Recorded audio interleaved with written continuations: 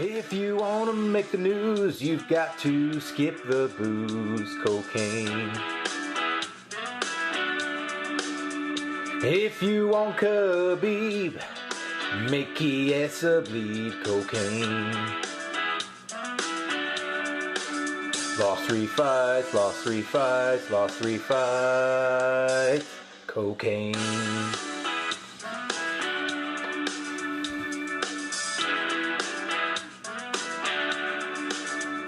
If you wanna be an ass, you've got to smash that glass, cocaine. When the attack is done, gotta go on the run, cocaine. He threw a dolly, he threw a chair, he threw a bike thing. Cocaine. What up, everybody, and welcome back to yet another Sound Violence podcast. If you guys don't know, we are a podcast about MMA podcasts, and we are finally back in regular format after what feels like a crazy long hiatus. Each week, we try to give you the MMA podcast you should catch, skip, and can't miss, as well as try to take a look at a new MMA show that we haven't heard before. But I am Pulver, and I'm here with my co-host, Chris Madaffer. What up, bruh? What a wild week. Oh, yeah, as you can tell by our intro, which is weird for us. That was Jim Miller, UFC flyweight, UFC lightweight. Did he lose a limb? Yeah, multiple limbs. But he did have Lyme disease, so it's a toss-up. I don't know how Lyme disease affects people, but I imagine they could drop 30 pounds. I think it just affects your stomach and how you digest stuff. I don't know anything about Lyme disease.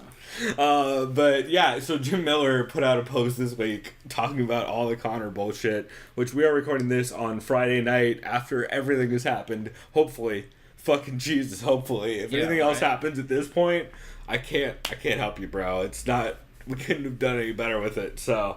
It has been chaos. We use Jim Miller on the intro because Jim Miller does have a podcast that I've been meaning to cover forever. And so I did not get a chance to cover it this week since all of that happened like yesterday or today. I think it was yesterday night, right? Thursday night, I believe is when that went up. Friday, yeah, something like that. Morning, early, like Eastern time. Right, and I think Jim Miller put out the post like yesterday sometime during the day. But anyway, I have been meaning to cover his show, so next week, if he has a new episode out, or the next time he has a new episode out, that's 100% going to be our new show. And I will also post it in the description, so you guys can go find that if you're looking for it. But we will start to get into format. I guess we should first address the fucking chaos that happened this week. So should we kind of break down a timeline of events? Oh, like quickly? God. I mean, so essentially, this was the fourth booking of Tony Ferguson versus Khabib Nurmagomedov. Yeah. Originally, they were supposed to fight. Yeah, originally they're slated to fight in December of 2015. What had happened then is Khabib, I think, had a leg injury at that time. That's supposed to be on the Ultimate Fighter finale in December of that year. They had to call the fight. After that, the second booking was in April of 2016. Tony Ferguson had blood in his lungs and was deemed unfit to fight by the doctor. Yep. Which is crazy still. Yeah. Tony always has the weirdest injuries. Let's not, you can't sleep on that. Speaking of another issue, the third booking was in March of last year, 2017. Yep. It's supposed to be the interim lightweight title fight at UFC 209. It was going to be the co-main event. Underneath Woodley, and what had happened is Khabib had troubles making weight. He had a medical issue. Was his medical issue tiramisu? It could have been. Because I heard some very classy San Diego strawweights talking about just that thing this week, which we might get to. So he missed weight, so it was gone again. And then they booked it last fall, or they actually booked this fight officially, I think, in December. This was supposed to go down tomorrow. But then, unfortunately, last Sunday, which was April Fool's, which a lot of us were like, is this real or not? Yeah, you didn't believe me for, 6 hours. But then I was like, wait, you're right. Brett Okamoto, he doesn't want to, he would totally destroy his credibility. Well, and then I saw Ariel you have to maintain as a journalist. I saw Ariel and everybody do it, too, and I was like, dude, that would ruin them. So, basically, what had happened is Tony Ferguson was doing a pay-per-view, a media day at a studio. I don't know if it was in New York. It probably was. Apparently, he was wearing dress shoes, and I've been in a studio before as well. And I remember Chael was talking about this. The floors could be sticky and cause a lot of friction between dress shoes, like just the material. And I noticed, like, I haven't worn dress shoes, but I've worn like regular grippy shoes, and it's kind of what the fuck? It's like someone spilled soda or some shit. But apparently, what happened is someone went up to Tony, like a long lost friend of his, or someone he hadn't seen in years. I've heard rumors that it's the smoke show reporter who was in the building. Forget her name. I want to say some like babe who's a super smoke show, covers like the NFL or NBA or something like that. Like one of those for super, Fox. Or I don't even remember. Maybe not. Like it doesn't matter. So, either way, Tony got signed and say, "Hey, how's it going?" And apparently he went to turn around just to get up out of his chair and fucked up his knee. I don't know if he got wrapped around a cord or something like that. I heard he tripped over a cable, and I know he separated his LCL from the bone. Was the technical, like, what the doctors told him. Because they said, like... Where'd you hear the smoke show chick from? Oh, I can't remember. Some podcast. Sounds like something Eugene S. Robinson or one of those dudes would say, but I don't think it was. Man, I wish I could remember that. Yeah, so after that, on April Fool's Day, this past Sunday, Dana officially announces, all right, the fight... Well, fight's not off. Tony is out. Now stepping in is current featherweight champion Max Holloway on 6 days' notice, so like props to him. Yeah. They had reached out to multiple lightweights, I believe. Eddie Alvarez was the first person they called. Yep. Supposedly. They also called Brian Ortega. So they called Eddie Alvarez. Eddie Alvarez says, I'm too heavy. I can't make the weight. Sorry. Brian Ortega said, yes, I would love to fight him. But that was at the same time they reached out to Max. But that's when he understood, oh wait, Max has first dibs. Yeah, Max replied first. And Max said yes. So then, okay, everything was going good. So, great, So here's how we're going to do this. First, we should shout out our sponsors. Yes, of course. I'm going to officially make... so if you guys don't know, our sponsors are super real and totally not fake. And that's why we call them the Papa Vodka Presents, Doug Stanhope Presents, our sponsors. First off, in honor of all the death and dying and ruin that's happened this week, we're drinking Alpine beer from Duet. Speaking of death. Yeah, shouts out to the ambulance. Or as I like to call it, the Rambulance. The Amber Lamps. Amber Lamps. Yeah, I heard Conor McGregor threw a table through an ambulance recently. So Alpine Beer, if you guys have not heard, Green Flash has filed for bankruptcy, which is a pretty big brewery down here in San Diego. They've been around. They were one of the bigger ones in that second or third boom of craft brewing down here. Yeah, I think it was starting 2003, 2004. Yeah, well, and they were literally, they started right around then because they were in the place where my dad used to work for this, like, I don't know, he did like accounting for some government agency or something. In downstairs from them was Green Flash. It's now Latitude 33. But Green Flash started there, and he would always complain about, like, oh, these fucking kids out getting drunk out in the parking lot on this beer. And then he eventually brought me home some once I was fucking, we'll say 21. And I found out, like, holy shit, this is a great fucking hoppy beer. Cut to Green Flash blows up. They buy a place out in Virginia, and then they couldn't pay the rent on that place, or not the rent, but loans? Yeah, it was loans. They couldn't pay the loans on that place, and then shit just started going downhill. So now, officially, I believe Green Flash and all its properties, which includes Alpine Beer, which is a fucking amazing brewery back in the day, has all been sold to, like, some weird mortgage company or something, or, like, loan company, and, like, they're gonna sell it off at auction or something sketchy. Quicken Loans Craft Beer? Yeah, so in honor of all that, we have Alpine Duet, which Alpine used to make some of the best beers down here. And it's just a big bummer. So I figured, in honor of big bummers, what better beer to drink? We also have a weird Saison from 21st Amendment that I kind of like. Yeah, interesting flavor profile. It's good, in a good way. Yeah, what's it called? Sneak Attack? Sneak Attack. Yeah, that sounds about right. That's what Conor should have done, is a sneak attack. So like we were saying... yeah. That leads me to our second sponsor, Kaposa, right. Grabaka _Hitman on Twitter, who I think summed up this week better than anyone could. The tweet goes, so, Ferguson trips at a media event and is replaced by Max, who's deemed unfit without a doctor present.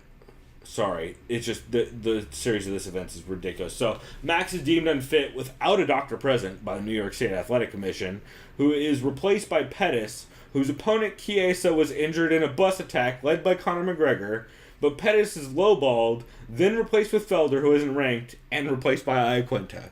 I feel like that kind of sums it up. Pretty much. Yeah. So it's been a crazy series of events. Essentially, yeah. So where were we at? So basically, all I was gonna say is, they announced the whole Holloway. Well, we should go to the McGregor antics. So basically, what had happened before Aldo's fights got canceled, there was media day. Yeah. Before media day, I think this was on Wednesday. Khabib Nurmagomedov responded to a Russian interview that UFC featherweight Artem Lobov, teammates with McGregor, SBG Ireland. He was talking some mad shit about Khabib, saying he's a pussy, this and that, blah blah, right? Running his mouth, like just running his mouth. So what does Khabib do? He grabs him. Confronts him. He calls him. And someone, by the way, had a picture. You remember from The Dark Knight Rises when Bane goes in there? He's like, "Do you feel in charge?" It was like that. He put his hand like that on Artem, and then Artem the shit out of him also, and slaps the fuck out of him. So basically, he baned Artem. He baned Artem. Yeah. After that, Artem was shook, so he cried to Big Brother Conor. So Conor flies all the way from. He was coming anyway, but I think he came early. No, he was coming anyway because the rumor is the UFC was going to announce Conor's back because the whole 25th anniversary thing at the press conference. Not only that, but he was going either to way. come for Artem either way, yeah. Which now Artem's going to be coming for Conor. Now, since I think he's going to get dropped by the UFC at this point. Because they don't give a fuck about Artem. Well, he was for some reason Conor. No, Artem. Conor's Artem's done. By the way, if you have money, everyone go put all of your money on Bovada that the UFC won't drop Conor in 2018. It's minus 200 right now. Yeah. You know how much goddamn money you can make? You put down $15,000, you're gonna get back $7,500 as long as they don't drop Conor in 2018. That's crazy. Okay. So basically, what happened is Conor, his little boys, the the Mac Life, same fucking thing. Yeah, the Mac Life guys, the videographers, his little faux documentary, whatever bullshit YouTube channel. Technically, they're journalists. Theoretically, although they have credentials. Not from the MMA Journalists Association. Not from them. It was, someone they do have something. No, they do have credentials from the UFC. So this was all premeditated, by the way. Conor showed up with 15 of his Irish goons. Maybe more. Probably more. They were led into the backside of the Barclays Center where the loading bay is. This is where they load all of the fighters in the red corner, on all the buses, who, by the way, were still cutting weight and dehydrated probably, and not feeling great. They're getting to the worst part of the weight cut. So what Conor does is, since it's all premeditated, and by the way, for anyone who's saying this is staged, go fuck yourself. I just have to say it right now. Go fuck yourself. You're a moron. I don't buy into that WWE Vince McMahon. Well, I was gonna say if you I just don't buy that. Like, I'm just saying it right now. Well, no, I was gonna say if you think this is staged, you're watching the wrong event this weekend. WrestleMania is on Sunday. It's on Sunday, yeah. And if it was staged, would you say, "Oh, but Conor took it too far"? No. Conor was always gonna take it that far because he's coked out of his fucking mind. So high on coke. And that reminds me too. All the people on Reddit are like, "Oh, I like how people say he's on blow, but that means you've never done it." I'm like, no, we said it because anyone who's ever done blow knows that's blow right there. If it's not blow, it's meth, and meth. I feel like it's not. That is. He has so much money right now. I feel like he wouldn't do meth. You know what I mean? Yeah, no. His classic blow and alcohol behavior. Basically, so what happened is I first heard about this in the morning. I think it was Thursday morning. I guess yesterday morning. Yeah, it all happened yesterday morning. Yeah, crazy 2 days. I was on the Instagram page, as shopped as it gets, because they have like MMA memes. Someone posted a comment, "Hey everyone, check out Felice Herrig's Instagram story. There's something about Conor." I'm like, what does this mean? So I looked at her thing, and it said Conor straight chaos, getting in trouble, and it shows Conor pick up a. Some people call it a bicycle rack. It's not a bicycle rack. It's one of those. Like, the giant. It's a metal barricade. It's a barrier. It's a metal barrier. He tried to pick up. He tried. Yeah, those things are heavy as fuck. Yeah, so it's too big for. He tried to pick it up, and it showed him drop it, and it showed him throwing a trash can. Either I looked into what happened. So what ended up happening is McGregor threw a. I was about to say a forklift, not a forklift, a dolly. Like a hand portable, truck, like one of those big ass like.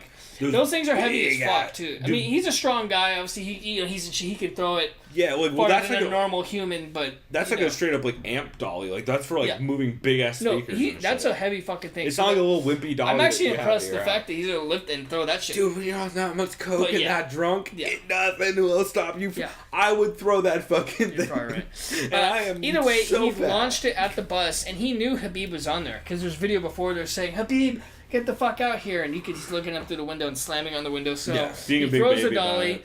Thank God it didn't hit anyone directly, but it smashed into the front window, shattered glass into Michael Chiesa. No, the dolly hit the side window. It hit the like right between two windows. Thank God. Yeah, thank God. If it would have gone straight through the fucking window if it was a direct hit, and that would have been probably curtains or ICU for Michael Chiesa. And maybe Rose, because Rose was theoretically right next to Chiesa. I think she was like standing or sitting next to him, seeing what's going on. So Chiesa gets cut up really bad. Ray Borg gets glass in his eyes. McGregor's a fucking... Did you say Chiesa gets cucked out really bad? He gets cut really bad. Okay, that makes more sense. Cucked out. Ray Borg, you can hear him saying, "What the fuck, you fucking pussy," or some shit like that. Right. And of course, you can hear everyone's favorite... With a pirate patch on. You can hear everyone's favorite agent, Ali Abdelaziz, say, "Open the fucking door. I'll kill him. Open the fucking door. I'll kill him." I fucking hate Ali. I hate Ali more than say this. Malky, and Malky's a I piece would of like shit. him as my manager, but I would never want to be around No, him. dog, you don't want him as your manager when he's been, like, clearly shown to have been involved in laundering money through fucking WSOF. And I would like him like, he as, would steal I would so like much him, money from you. I would like him as someone... I would like his mindset as, I can get this guy a fight, but not as my manager. Right, that's why you want make Malky or Abra. Like, that's why you want Malky. Because Malky's the decent person version of that. Yeah. Where he'll just lie and do shady shit. He's the shithead version, just the on the legal side. Right. Yeah. But, like, I feel like Malky will, like, steal for you, not from you. Yeah. You know what I mean? Bro, I just got you this lucrative deal. How'd you do that? Don't worry about it. Don't worry about it. I may or may not have bribed everyone and handed a in Coke any guy event, off. all the Conor fanboys, the momos out there, as Joey Diaz would say, they're like, "Oh, it's staged, bro. Conor's the Don. He's the king. He can't get arrested." He ends up getting arrested, guys. You got to get the legal system, of course. Although, to be fair, Dana's like, there's a warrant. There's never a warrant. There's a warrant for his arrest, and his plane is grounded. They took his passport. Yeah, Conor probably turned himself in, obviously. 100%. Yeah. But to be fair, I heard because of a conversation with Dana where Dana hit him up, be like, "Yo, dumbass, go to the fucking police station. They're looking please, for you." Yeah. So there's that. As of right now, Dylan Dennis's parents paid bail for Conor. Good. Yep. Nailed it. So Conor's a free man. He's not free because he has to go back to trial. He has another court date appearance June 14th. Which do you think he'll show up? Probably because he'll just want to fight soon, right? If he wants to fight at all. No, he'll probably follow the legal system. He'll follow legal. He'll have to do it. Like Dana's literally gonna probably tell him, "You know what? I want you to fight again," because Dana wants to fight. I was trying to figure out whether his lawyers could just show up for him, but yeah, no, he's probably gonna have to show up. He'll show up. He will show up. There's but no it's just gonna be like he has real good lawyers. He has the lawyers that used to work for the UFC. Yeah, I'll just say this. Right now, let's get out of the way. When do you think Conor fights again? I think he does fight Khabib 100% in Russia because of that money. They will fucking... No, he doesn't want that fight? Here's why you can't do Conor or Khabib in Russia. It can't be a pay-per-view. Oh, yeah, that's because of the time... time difference. And you know what? That's a good point, because in one of the embeddeds, Khabib even admitted the next time I fight is probably going to be in Vegas. I think... Or no, Madison Square Garden. He said that. He's like, my next fight will be in November, Madison Square Garden. He's like, it will be done. Not after this bullshit with... not after this, yeah. And then New York... We'll get into that. We'll get into those idiots later. So, either way, who does Conor fight? Because this is all I'm going to talk about, by the way. As far as Conor goes, I'm done talking to him after this. Conor boxes Floyd again in 2019, and it's going to suck. So he's not going to fight this year, probably, because too much legal shit? I don't think he's going to fight this year, and I think he's going to fight Floyd next in fucking boxing. Yeah. Even barring those bullshit rumors about Tyron Woodley and Duke Rufus training. Dude, that's such bullshit. I think that's his fodder bullshit. 100%. No, but what they're doing is they're building up Conor Floyd again. They're like, well, they're not going to do it, but they're going to run him back in the boxing ring, and Conor's learned. He's working on his cardio. He learned from the truck throwing incident. So, in any event, we're going to keep this short. I'm done talking about Conor for the rest of the year. Oh, honestly. Yeah, we tweeted out actually 2 hours before this happened that Ronda Rousey has fought in MMA more recently than Conor McGregor. So, talking about him on your podcast or anything is pretty much just straight clickbait bullshit. And shouts out to Ardo Arcal from ESPN, from Brett fucking seriously, Ardo, Jesus. But like, also, so we covered it, and everyone will cover it for this last 3 days. I don't want to hear the name Conor again for like 6 months. I don't think it's relevant on any podcast. Tell me his name until he has an actual fight booked in the lightweight division. Yeah. Other than that, just please don't tell me about him. Yeah. I don't follow him on social media anymore. I love him as a fighter. I like watching him fight. He's a great fighter. I really do. Fantastic fighter. Not a great boxer, good fighter. And you know what's hilarious too?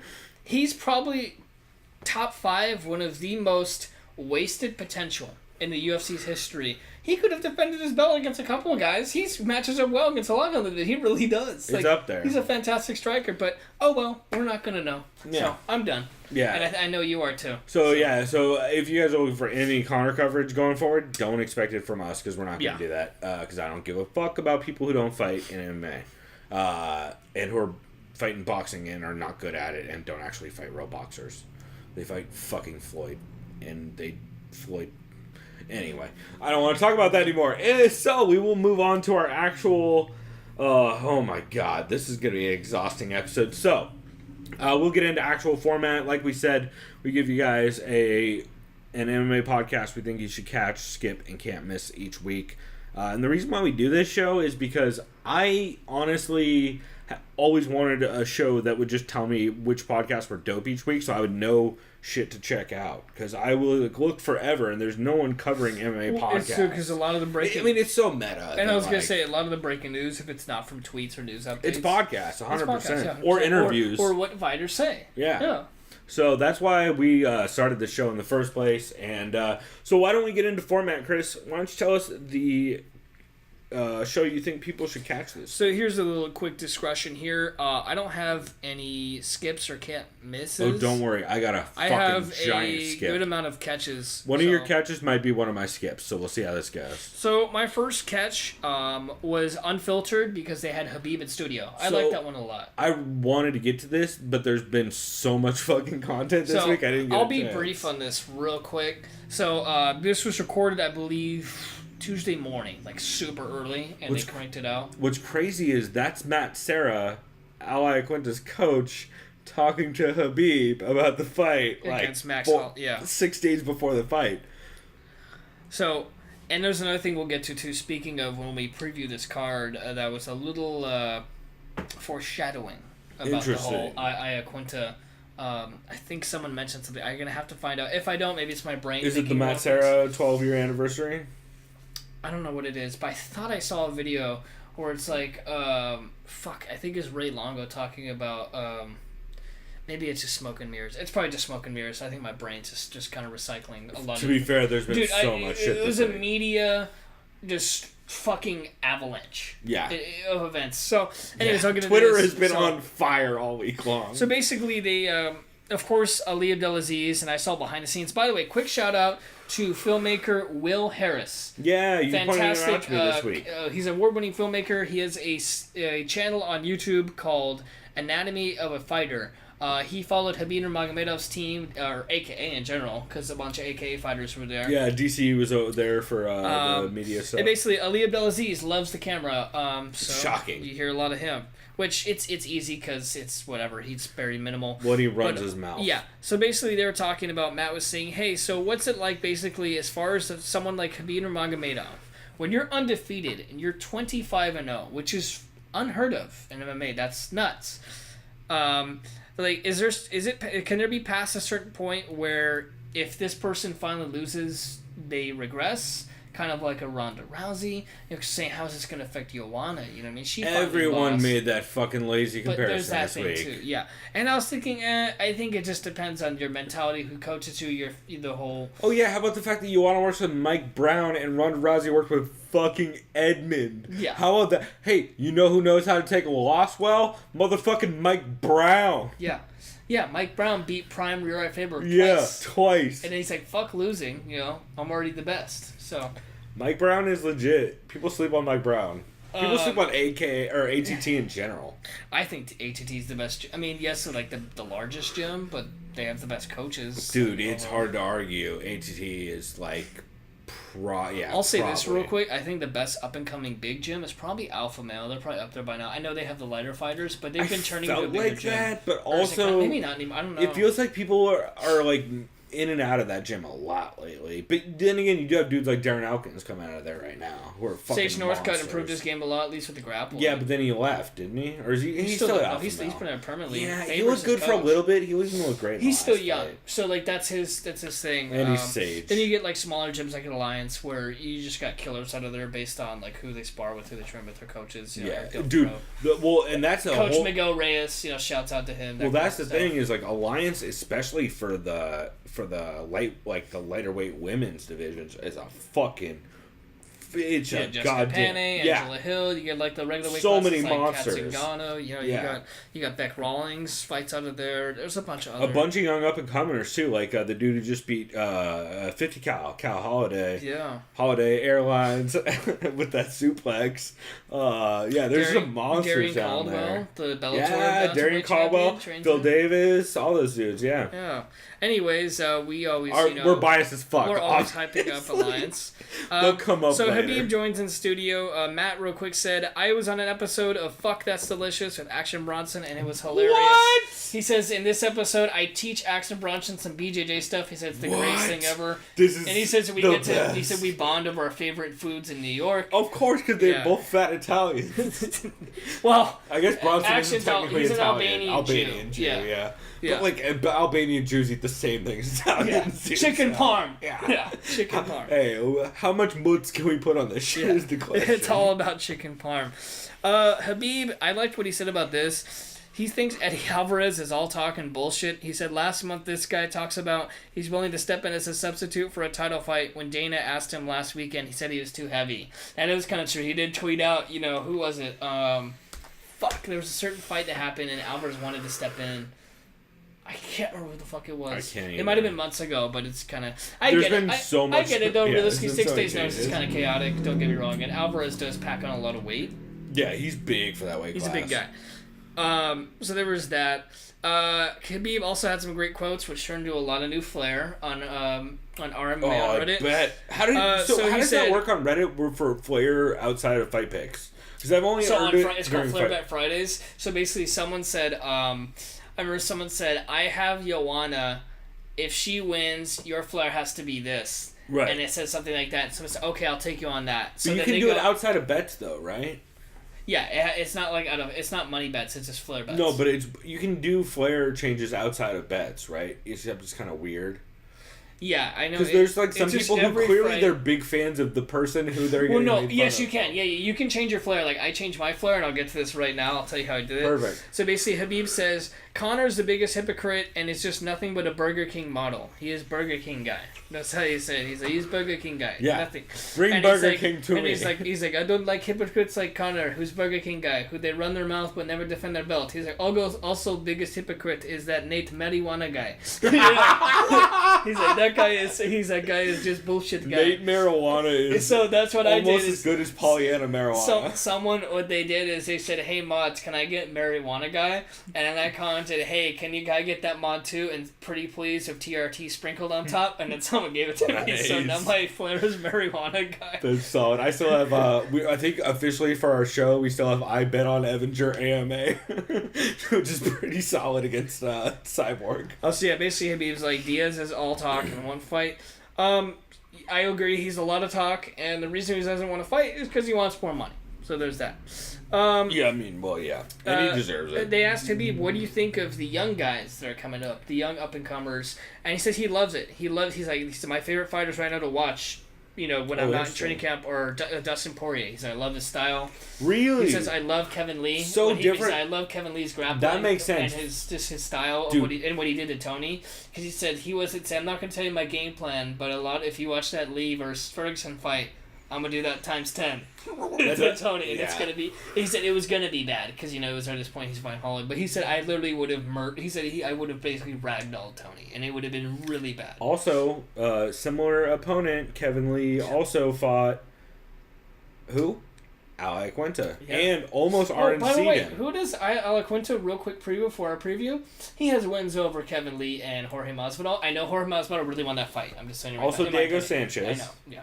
So Iaquinta has the resume a little bit. I would need to rewatch that fight, which I have not done yet. I think Masvidal I've done zero won. tape study for this split card. decision, honestly, was fair. I get why they gave it to Iaquinta. I gave it to Masvidal, but Masvidal is one of those fighters where he'll be winning and he'll coast in the third round. Like that was the thing. He won like fights. a motherfucker in the first round. I just don't remember the second. No, he coasts. Like he just goes on cruise control, loses the fight. Like literally, he does that a lot. Oh, it's on him. Like yes, you can be mad. You can still win you won the fight, but it's like motherfucker, you got to put the pedal to the metal in that third round. Or at least show something. And then after that, he says other favorite lightweight is Justin Gaethje because he has a fuckload of heart and he doesn't give a fuck who he fights in his. See, I think that's the funnest fight you can make. Can you imagine Khabib versus Gaethje? Because Gaethje's takedown defense still pretty. Dude, especially great. In 5 rounds. Imagine if that was a 5-rounder. That's the greatest. See, even Alvarez would be a fun fight. That's the most fun fight ever. Against Khabib. Oh, Alvarez, for sure. I think would actually be a That's because Alvarez is really good wrestling. Like, that's what's... Anybody with good wrestling makes I actually a fun feel like Khabib Alvarez fight. is not a good matchup for Khabib stylistically. No, because he lets his hands go and he has solid takedown defense. Yeah, that body boxing too. Like Gaethje. Well, that's what the thing with Gaethje is the leg kicks and the because he doesn't. That would fuck up Khabib pretty. But the thing is about Gaethje is he gets into like almost clinch range to throw those leg kicks, which is not good. Yeah. So that's why that fight would be really. So I'll go through this. I know I'm taking a little longer than I should. Habib says he still wrestles with bears, just like he did when he was 9 years old. And he says he doesn't remember about that because that was like 20 years ago. Yeah. But he says that they do train the bears. They're basically like circus bears. Yeah. And he said the bear legit knew some sort of grappling. Yeah. Because like when they looked at the footage, Matt said, "Oh my god, the bear's got underhooks." Yeah. Also, though, it was probably drugged out. I love. Right? Yeah. No, they're super drugged. They're super dosed. And also, shouts out to Jordan Breen this week who tweeted out, "Hey, all you dumb fucks," or something along these lines. Actually, let me pull up the exact tweet. Keep going. But I will pull up this tweet from Jordan Breen because it's the most prescient shit of all time, and Jordan Breen is the man. So basically, they asked him about sparring. Do you ever spar in training camps? And apparently, dude, it's AKA. All he does is spar. No, he says he doesn't spar. He says there's no he says the reason why he doesn't spar lately is because of injury risk. Okay, that's fair. He says I will legit not risk myself getting hurt with just the stupid bullshit. Like if I get kicked in the leg and also my leg's gone and I don't know about it. You know what I mean? Yeah, and, like, the that's a decent. He says I will never spar. He says it's grappling only and basic conditioning. That's it. He says it's cardio, it's weightlifting, it's grappling, it's conditioning. He said I want to make sure my cardio is up point and my grappling. Because that's my main game plan. He said, do I work boxing? Of course. He said, we have great boxing coaches at AK. Strike, Oh, yeah, that's great. Fucking. Yeah, holy shit. Jordan Breen's been on fire all week. He was talking about in the Caucasus of Dagestan, the youngest child of the parents always lives with the parents until the parents die. So he lives with his parents currently when he goes back home. Yeah. Because he's the youngest child. He says the biggest thing about kinship in Dagestan is respect comes first. He was talking about Holloway. He says, I don't think Holloway is currently in fighting shape because he was coming off about to have surgery and it's 6 days' notice. Yep. Habib is a very big fighter on tape study. He tape studies everyone. I think AK in general is. I think they do a lot. He says one of his favorite fighters to watch back in the day was none other than Matt Serra. But then he went up and admitted, I'm sorry, but I was very happy when GSP beat you in the rematch because GSP's my favorite. Of course he is. Yeah. Look at the style. Yeah. Of course. Dude, if Nurmagomedov had a jab, could you imagine how he would fuck dudes up? If he had the GSP karate jab. Oh, and speaking of which... Hold on. Before you get to that, let me jump on Jordan Breen with I would argue, one of the best tweets of the week. Can I seriously stop seeing people valorize someone with an already adult garbage political beliefs like Khabib Nurmagomedov for wrestling a bear as an elementary schooler while it's chained to a post? Animals are our friends, you fucking losers. Yeah, it's Canadian. It's like, dude. Number one, Canadians fuck. And number two, also, the bear was chained to a post and clearly on drugs. Like, let's all stop talking about how he wrestled a bear one time, because it's not really cool. And as he's talking about GSP, he said he met GSP a year ago in Moscow and had a blast with him for 2 days. They went out, drank a lot together, and he showed them around Russia. How much ecstasy did they do in the clubs? Yeah, right. And they said, number one plan for this fall, I fight the GSP, Madison Square Garden, at 155. Best fight ever. No, I would pay $100 for that pay-per-view if they weighed in. I'd pay that. I'd wait for the weigh-ins. Wait for the weigh-ins. Yeah, you and then pay for it. No, if I think GSP can make weight, and he's a small guy, if he can just start it now. Oh fuck it, do it at 70, do it at 65. No, he said I want 155 because I want him to try to get my belt. I get it. It's a respect thing. I get it. And he said too. He said if GSP beat him, he said he wouldn't be as mad. He said yes, losing would suck, but then GSP would cement himself as a legend even more, winning 3 different belts. He's kind of he's like, fuck, that's kind of tight. That's why he'd want him to fight at 155. Khabib is kind of great as fuck, right? Yeah, like if it wasn't for his super who he shady... surrounds himself with. Yeah, if it wasn't for his super shady love of dictators who hate gays, I would be such a Khabib fan, and Ali. If it wasn't for those 2 giant pieces of shit in his life, I would be the biggest Khabib fan. Also, I would love to hang out with Khabib, just don't have Ali or any shady people around me. No, but also, like, if you surround yourself with that level of trash person, kind of makes you a trash person. Well, to be fair, I don't want to trash on Khabib, but he did say, evidently, in an interview like a year ago, someone asked him about, what was it? I know it's where he's from Dagestan, but they said, what's the most important thing in your life with your wife? Like, what's most important about your wife? And he's like, obedience. It's like, oh, okay. But that's like... I get it. That's more of a regional thing, though. I get it. Because a lot of people say respect. Shady. Yeah, but it's like, okay. Well, like, that also could be a translation thing. Like, yes, I'm assuming that, but part of me is kind of like, that's a little old school, but... Well, but also, like, he wrestled bears as a child, yeah. Chris. Also, his dad seems like the kind of person. I enjoyed it. There was more to that interview. He talked about. I didn't write it up. He basically talked about the scope of the whole division. But I liked it because you kind of got an inside look at how Khabib thinks of other fighters in the lightweight division. And, yeah, that's really cool. Hearing how much tape study he does and hearing him talk about all these dudes, that's awesome. And to hear him talk with the coach of the dude who he's fighting this weekend is, in retrospect, is kind of crazy. I'll jump into my catch and I'll let you get back to yours. My catch for this week is the UFC 223. Nope, sorry. The Outsiders on UFC 223 and what they call the Mystic Massacre, which I was pretty big fan of. The Outsiders, if you guys don't know, it's a podcast hosted by Josh Gross. If you guys don't know Josh Gross, what are you doing?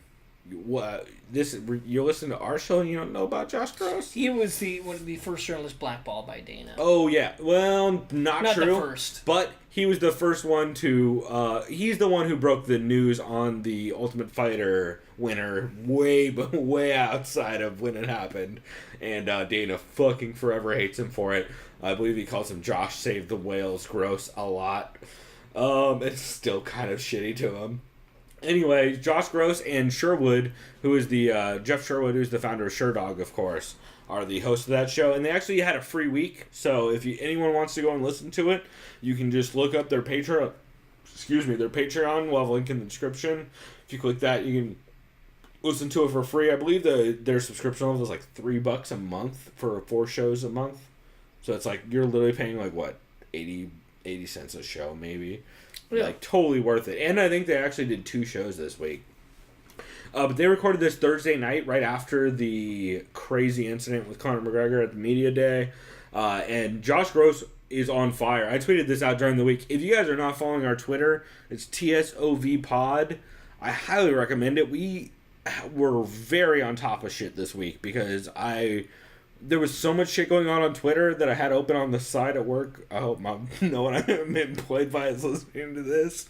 Whatever, I have a car sitting in their parking lot anyway, and they're it's a thing. Anyway, so Josh Gross was on fire all week, and we tweeted out a lot of stuff about like, hey, keep an eye out for Josh Gross talking about how this goes down, because him, like Eugene S. Robinson, and a couple other people are dudes who will not hold back and actually shit on everyone involved in the way that it should be done. They're one of like the few actual journalists who will just light everyone on fire, from Ali to fucking the Athletic Commission to Dana to the UFC, because none of them have media credentials anymore. And that reminds me too, like, if you don't have your media credentials, you can fuck them.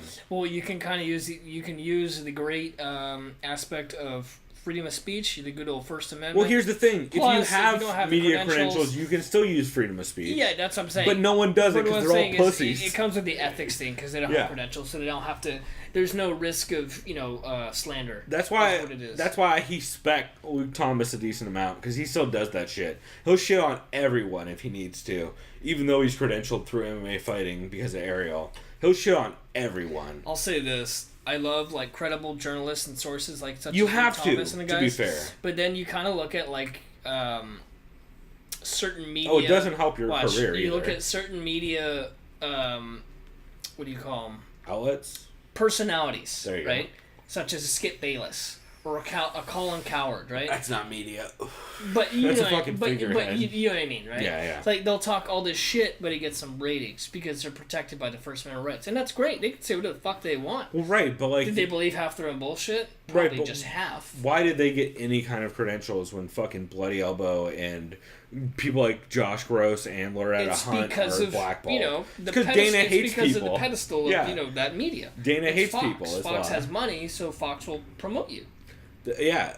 Well, and that's why. If Luke Thomas was employed by Fox and he spoke his mind about this, people would listen to him because they would see him. He's on Fox. Right. Oh, this guy, an uninformed person, not necessarily an uninformed person, but someone who doesn't listen to the news. They turn on Fox Sports and oh, this Luke Thomas guy's saying this. He must be right. You know what I mean? Yeah. Unwashed masses and all that. Yeah. Absolutely.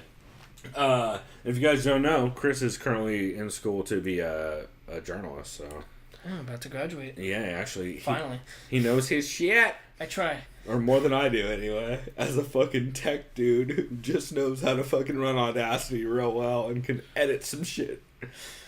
Shouts out to that weed doc we did one time. That was pretty tight. There's value in that, and thank you. Yeah, that was pretty tight. That's forever going to be my reel. If anyone asks about my editing abilities, I'm like, bro, I edited all of this shit. Anyway. Next time we do a cocaine documentary. Yeah. The Eric Clapton song. There we go. Let's get Jim Miller to do it. Just narrate the whole thing. Anyway, so yeah, Josh Gross, and I tweeted that out about Josh Gross being dope as shit and him giving a real take, and he absolutely did. He was super fucking pissed about the MacLife guys letting Conor in. He's like, that's crazy as a journalist that you let a fucking fighter and his crew into a fucking event. That's absolutely insane. Because even some of that footage I saw, the security guys or the janitors, whoever it was at the Barclays Center in Brooklyn, they're awkward, what the fuck is going on right now? Yeah, well, and I saw this one guy is almost looking he's probably thinking, should I stop these guys? But I can't. Well, and this is how you know the MMAJA, the MMA Journalists Association, is legit, which is the one that has Josh Gross and Ben Folks and a couple guys on it. I forgot, is Ariel part of that? Or yeah. Oh, yeah, he is, but he's not deep involved. Yeah. But he is part of it. But they said they denied the MacLife guys credentials for that association, or not credentials, I forget what they call it, but entry to the association. Because they're too tied into Conor McGregor. You can't. Well, it's conflict of interest. Yeah, crazy. You can't call yourself a journalist. The definition of conflict of interest. Yeah, it's named after a fighter. You can't and it's paid for by him. None of it. I'm gonna be trying to be fucking objective, but Conor's the greatest. That's not objectivity. So I thought that was great that he vocally said yo, by the way, we denied all of those dudes' credentials because fuck that. That's crazy conflict of interest. Jeff Sherwood, who also does not give a fuck about the UFC, clearly, after Dana burned him so goddamn hard. He talks about how Conor's clearly on drugs from the looks of it, which 100% he's on drugs. Speaking of that still frame, that they use for... for the embedded? That's so bad. I had that should be our screenshot this week, right? This is the moment Artem knew he was fucked. Look at his face. Oh, see... And then look. Yeah, but fuck the Artem part. We're gonna use that Conor McGregor crazy face throwing something as our artwork. I've got a fucking dolly. Yeah, just because I was gonna use the two. Well, we'll get to it, but I was gonna use the Angie Hill crazy fucking giant heads behind them as it. But we'll get to that anyway. But yeah, I just love their super genuine take on this from Jeff and Josh Gross. They also talk about whether Conor will get any real punishment, which I'm still very skeptical about, because we'll see. From everything I've heard about the fucking cops that he was around and the judges he was around, it seems like everyone's like, oh, bro, we totally know him, and he was shadowboxing. How cool he was shadowboxing. I'll say this. If John Jones can basically get probation for fucking hitting someone, a hit and run, and a DUI, his second DUI, his third. Second. Which, I'm not saying, well, okay. It is. Hitting someone with your car, a pregnant lady breaking her arm and fleeing the scene of crime, I think that's worse. Yes. Than throwing a dolly. Well, it's worse, still assault. But it doesn't affect the promotion. Yeah. His didn't, because he didn't attack fighters. Doing it at Conor a UFC event and fights fucking up fights is way big. And the Athletic Commission should care a lot more. They won't, because they're so goddamn I know we said we were done real quick. I do think Conor will get some sort of punishment. There's no way. There's some sort of punishment. He'll get a bunch of misdemeanors. I think the worst thing that happens is he gets suspended for like a year or 6 months. No, he'll get suspended for a year, and then that's it, and then he'll just come back. You know what I mean? Like, that's probably what happened. Someone will suspend 6 months to a year. He'll be a year. No, he'll be gone for a year. New York, and then that's it. I don't know, man. I don't trust that Athletic Commission. I do think he's getting suspended. And what if they ban him for life? Because it's such a shitty Athletic Commission.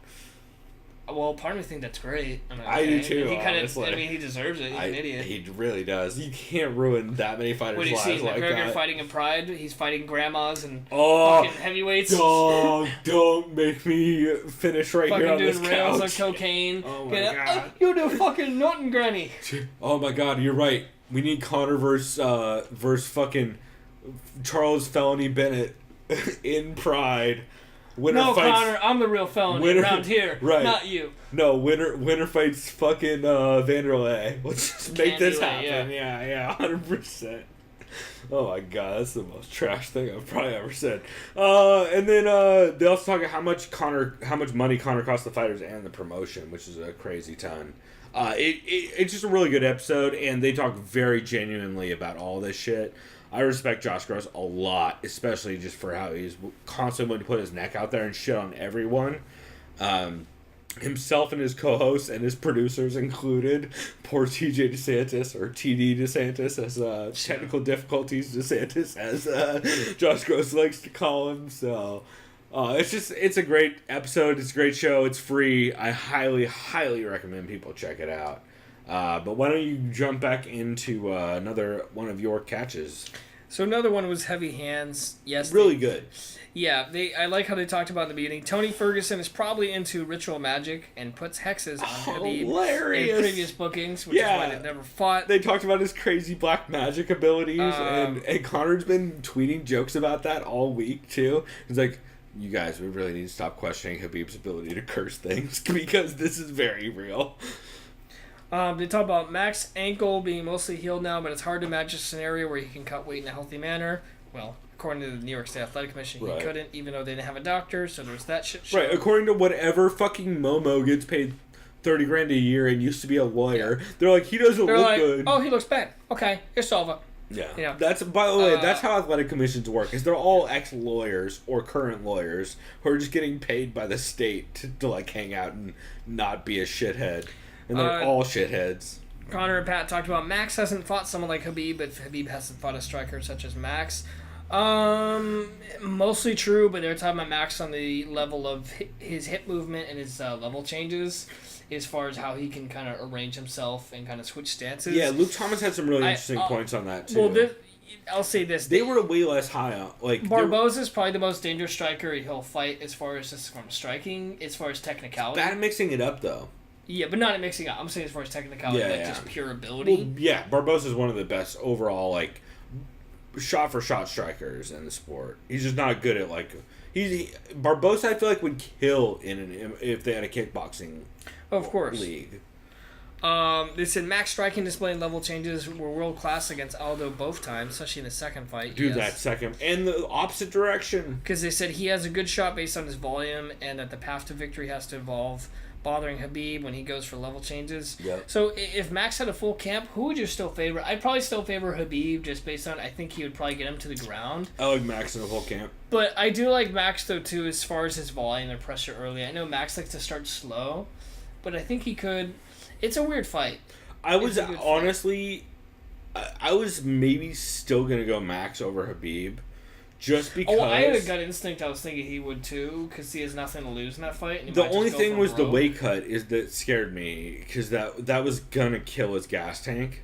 And that's what I think is his biggest tool in that, along with just his ability to, like, judge range and not engage in clinch exchanges, which he's very good at. He's very good at staying all the way out until you, like, collapse the distance and then pancaking on top of you and sprawling out, and, like, real good at that Tyron Woodley, like, take a fucking 2/3 angle and just back straight off that shit. But Khabib, because of the short notice and the weight cut, I was probably gonna lean Khabib. They learned Rose has more popper hands than they previously thought in that first fight against Joanna. Dude, the boxing was outstanding against Joanna. Trevor Whitman's a motherfucker. People sleep on that dude. They said, however, the second time around, they said based on the camp that Joanna's at and the adjustments that her coaches could help her make, they like Joanna in the rematch. Not a bad pick at all. Yeah. It's not a bad pick. No, I'm still real torn on this, and I'm not convinced on like half my picks for this card still. It's interesting. So, yeah, I think I basically only have another catch, but I'll let you. Why don't you do your one more catch, and then we'll jump into my skip. I guess I didn't mark it. Let me see what it was. This one was kind of interesting. I listened to a new one. I think I've heard it before, but I marked it as new. Protect Your Neck podcast. Dude, Dan Tom, who is the co-host of MMAJunkie, who that is actually on my...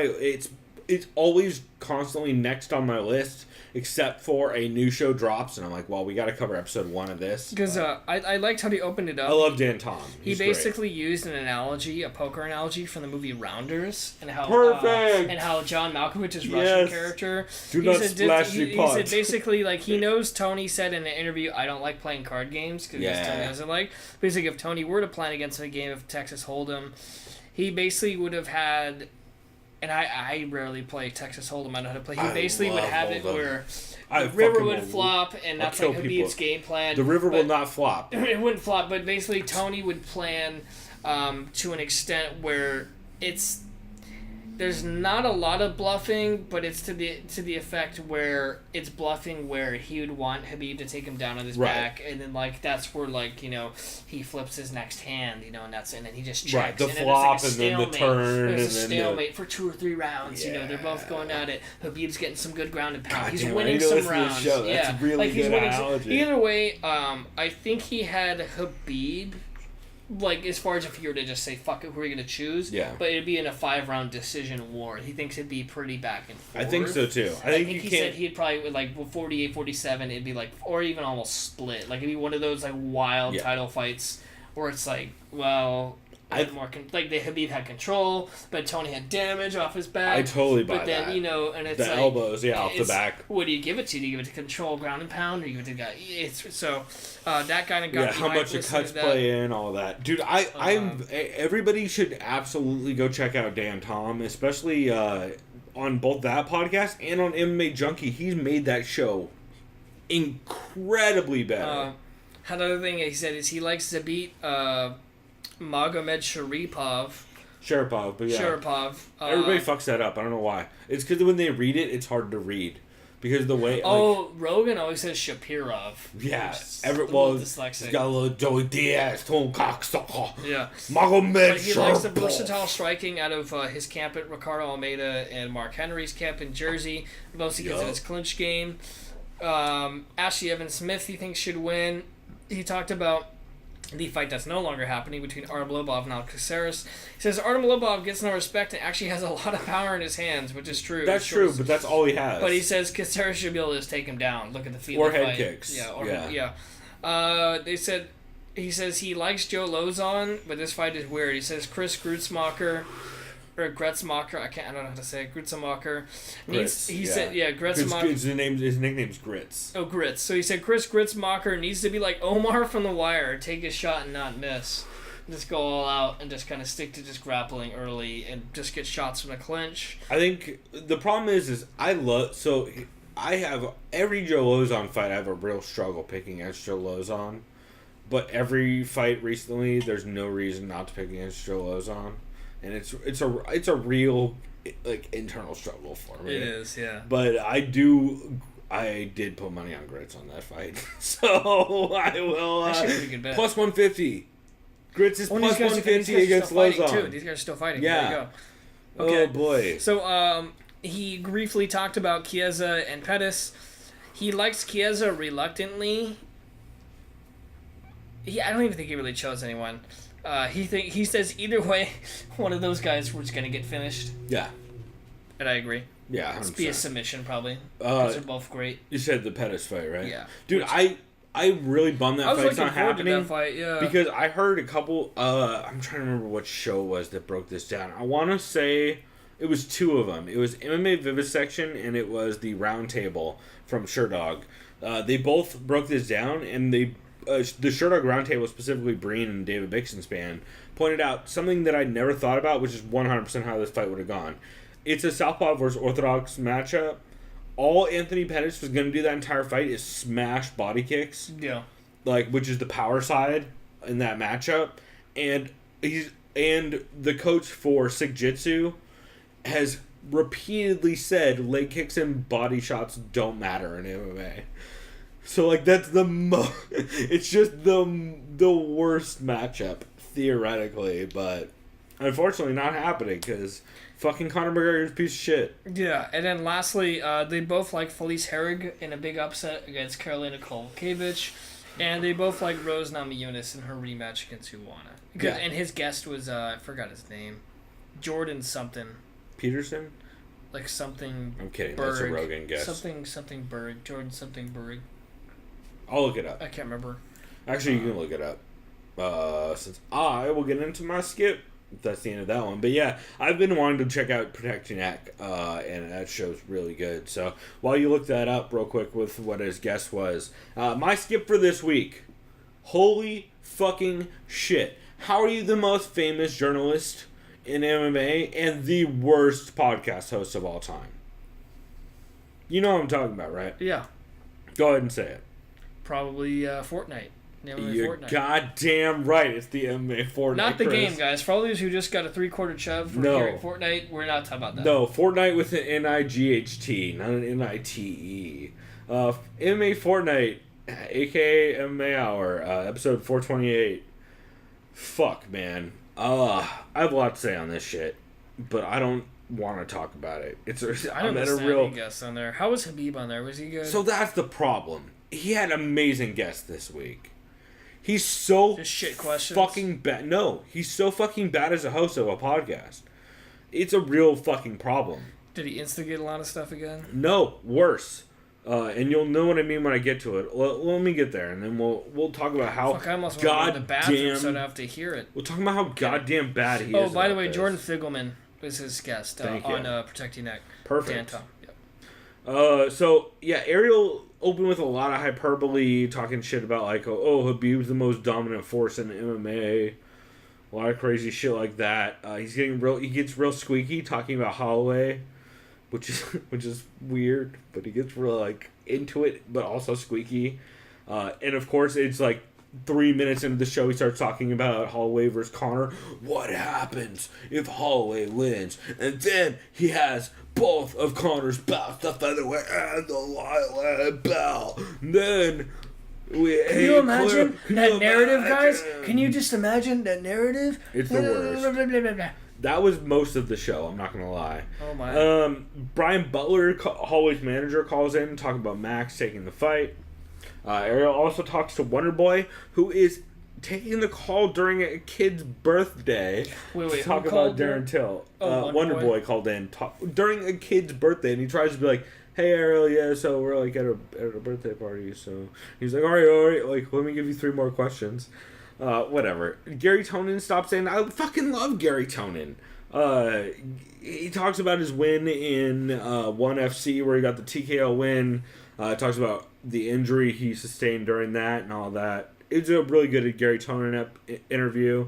Ioana and Jacek stops by the studio to talk about the rematch with Rose, which, I'm going to be honest, it was a garbage interview. That's one of the worst interviews I've ever heard. Oh, the Ioana one? I'm going to give you one guess after I say that she talks about the weight cut openly. What is the one comparison you think Ariel would get stuck on and keep focusing on the entire interview? As far as... The one comparison. Like, if he was to compare Ioanni and Jacek to anyone right now, what do you think he would constantly get stuck on and every single question would be focused on?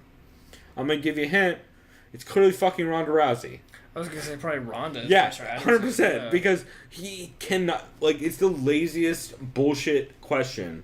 Everyone has been doing the same question forever, and Ariel got so goddamn stuck on it that every one of his questions was clearly leading to his question of, Ronda Rousey. Like, every one of them was, you could feel him building up to it, and you're like, dude, just fucking say it, because she feels it, I feel it as the audience. Everyone knows this is your question. Just spit it out and don't give us 14 bullshit questions. You know where I could feel it? Down in my plums. Yeah. Fucking. Speaking of which, evidently that motherfucker's helping some dude run for council right now in San Diego. Yeah, I don't know. I gotta ask my dad. Yeah, that's weird. Shit. Yeah, your dad weird. would know. By the way, Chris's dad's a politician. He was. Yeah. Now he's just a brewer. Let's see. So yeah, it's maybe the worst JJ interview I've heard. I skipped it sucks. Fortnight. Dude, okay, so here we go. I'm just gonna read my notes at this point because this is the problem. And a minute of silence while Ariel reads after JJ leaves. Then 2 more minutes of Ariel talking to Rick where you can't hear Rick's audio. So it's just Ariel saying one-word responses. 2 full minutes of like, wait, so... Okay, so you're saying... It must have been his end, because I remember he's had a lot of problems with, like, Darren Till and shit like that. No, it's worse.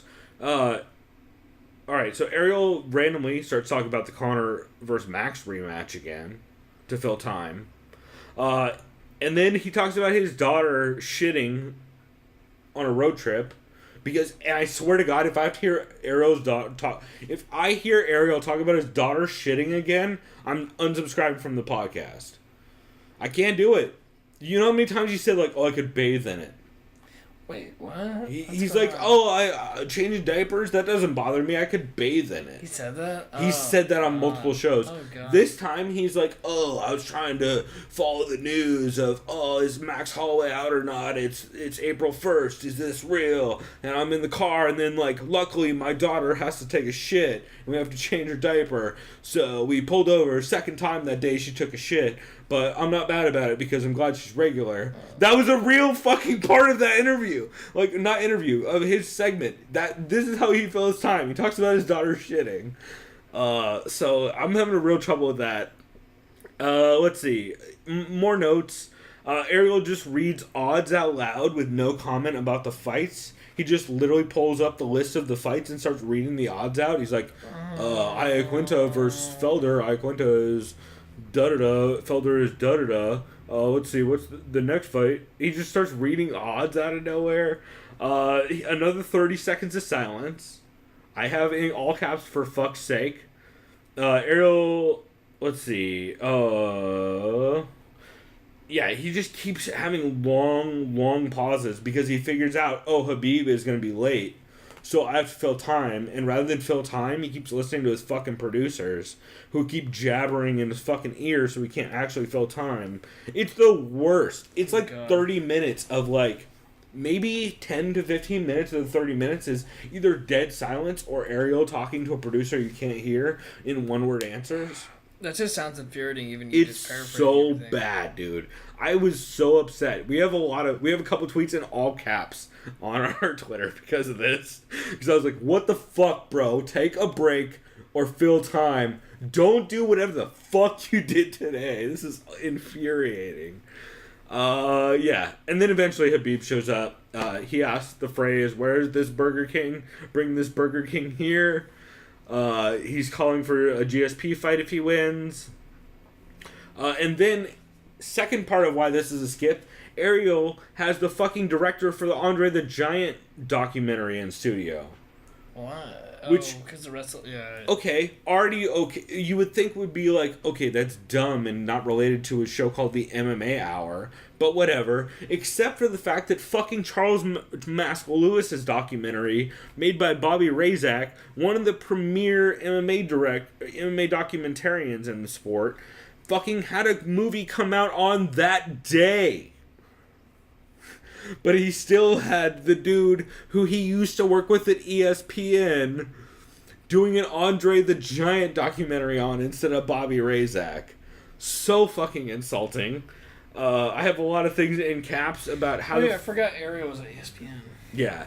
I have a lot of things in caps about, like, you host a fucking MMA show, not a sports entertainment show. Tony does call in, talk about the injury. He just sounds bummed out. It's not great. He says he would have still fought, but the doctors wouldn't clear him. There's some dude... I actually don't doubt that at all. Like, this dude would be down to fight no matter what. Yeah, and then he just tells stories about... the dude who's the documentarian comes on and tells stories about... also, because he used to work for the UFC, he used to do those old primetime shows about, like, Diaz and GSP and, like, some old shit, so... But... just so fucking upsetting. Everything about it was upsetting. So that's my goddamn skip. And then my can't miss, we both listened to. Alright, so my can't miss, now that we've taken a piss break and Chris grabbed some water, because despite it being a Friday, he's after that Tom Segura title. We will... was it Animal Burst? No, remember he drank like fucking 10 water bottles on GRE. Fucking pretty impressive, but I'm pretty sure Tom Segura holds the official... it's not... Let me put it this way. Hannibal Buress' title is not recognized by the Athletics Commission. Yeah, right. So, anyway, so my can't miss is If I Did It. Holy shit, this If I Did It was really good. If you guys don't know, If I Did It is hosted by Eugene S. Robinson, Kid Nate, or Kid Nate, as I like to call him, and Alexi Ald. And they all work for Bloody Elbow, and they're the MMA Nation YouTube channel. Fucking incredible show. I don't talk about it that often because they just talk about the PR kerfuffles from the MMA world, not beyond, as they like to say. And it's a short show. It's like 20-30 minutes. Something like that, yeah. Yeah, this one was a little bit longer. I think it was 40. And they just generally take like a couple topics that happen during the week, and they're like, they try to handle how would you attack this PR angle if you were this person. So, of course, this week, all about Conor McGregor, and holy shit, did they have some goddamn quotes and some things to say. Eugene talks a lot about... There was just some crazy shit going on. Eugene says stuff like, we don't need him more than he needs us at this point in front of the UFC. Like, dude's been out for 2 years, and he costs us this much money. We don't need that motherfucker. He's not helping us at this point. By the way, if I can interject really quick, I saw a comment on a Reddit thread where someone said, listening to ESPN radio in my car, which, first of all, first mistake. Yeah. Second of all, strike two is, the guy on ESPN radio just said, to anyone out there who watches MMA, can you actually watch MMA if Conor McGregor is not fighting? Like, how the fuck can you ask? Like, it's like the same shit they were saying about Ronda Rousey back in the day, too. Oh, wait, but remember, Ronda Rousey doesn't have time-traveling abilities, so... That's true. Unfortunately, we learned this week. Although I feel like WrestleMania, she might earn some.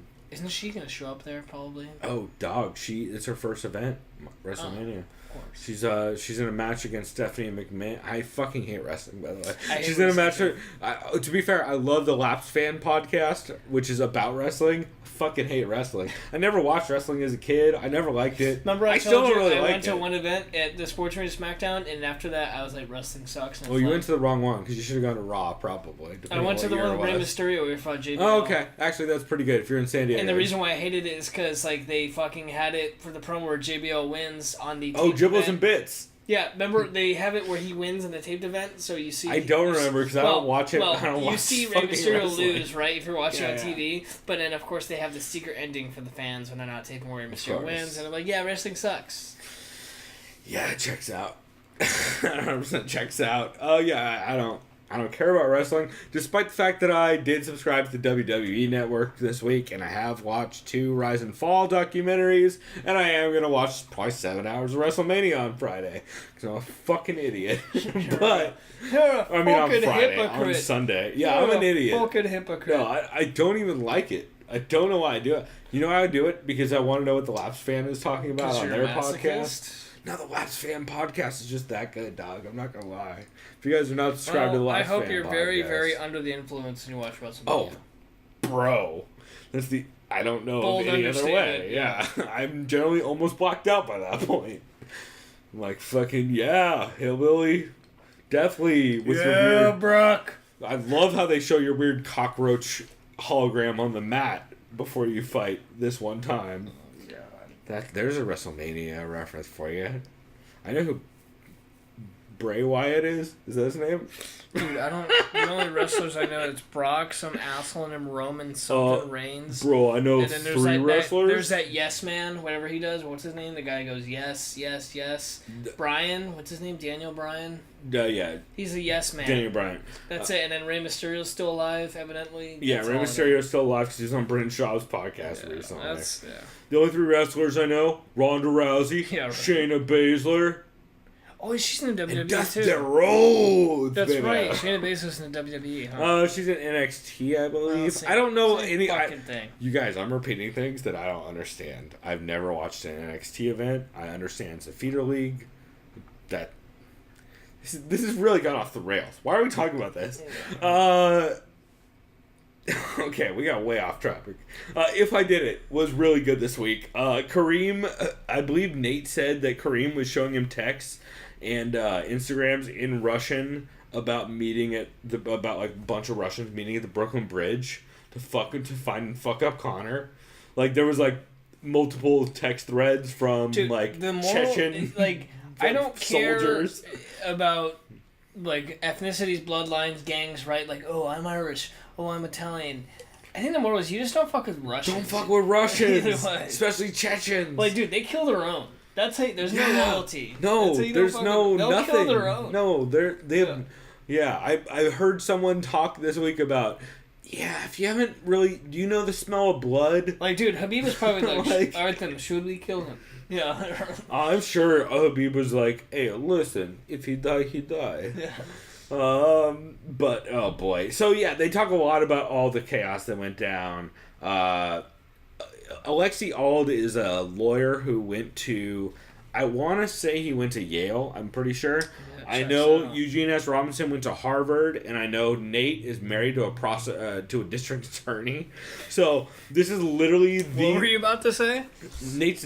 I was gonna say I don't know. What was I gonna say? I thought you were gonna say he's married to a prostitute. Oh no, I was gonna say prosecuting attorney, but it's not prosecuting attorney. It's a district attorney. No, but so of all the shows that talk about the law side of things, they were pretty fucking on point, and they have some pretty solid perspectives on it. And it's just a great show.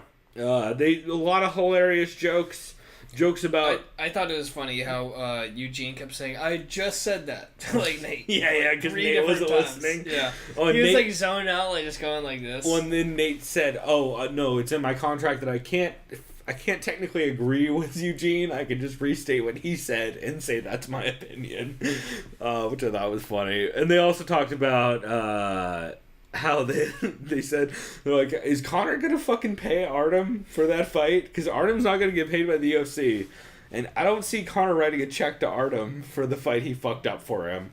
And then they made the joke of like, oh, hey Artem, I'll pay you for that fight.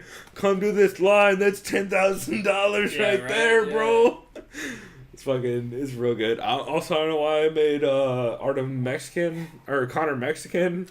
I guess that's just how my coke experiences have gone. You made him Colombian or Chilean. Yeah, I guess so. I guess that's just how my coke experiences have gone back in the day when I totally did coke. Oh yeah, last month. Yeah. I don't think it was that recently. If you check the podcast, you can probably figure it out. I'll just be like, who was that guy? That G6? No, besides G6.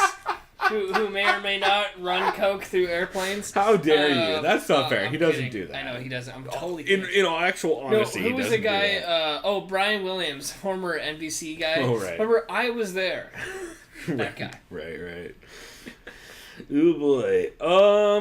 Yeah, there's just a lot of really good jokes and a lot of interesting takes on it because they're pretty well versed in law. At one point, Eugene S. Robinson explains to the audience that technically it's not mayhem unless you bite off a body part. Oh yeah, which I think is, I don't know if it's true, but I believe it probably is. Like that seems like the kind of thing he would know, right? Oh, man. Alexi, they joke a lot about Alexi being down there giving out his card to guys like Chiesa and Borg and Reed, since he's in New York and he's a lawyer. It's like, oh, here, take my card, fucking. They shit on Brock for whether he's actually going to return. They talk about Canelo being suspended and the Joshua snooze fest. Speaking of that, did you see, of course, Ariel asked this question at the press conference. Hey Dana, so if Brock does return this year, is he getting an immediate heavyweight title shot? And someone took a picture, and DC's just like this, like mouth open, like holy shit, you just asked that, and Dana's just like, really, bro? His face is like just red. Yeah, checks out. All that checks out.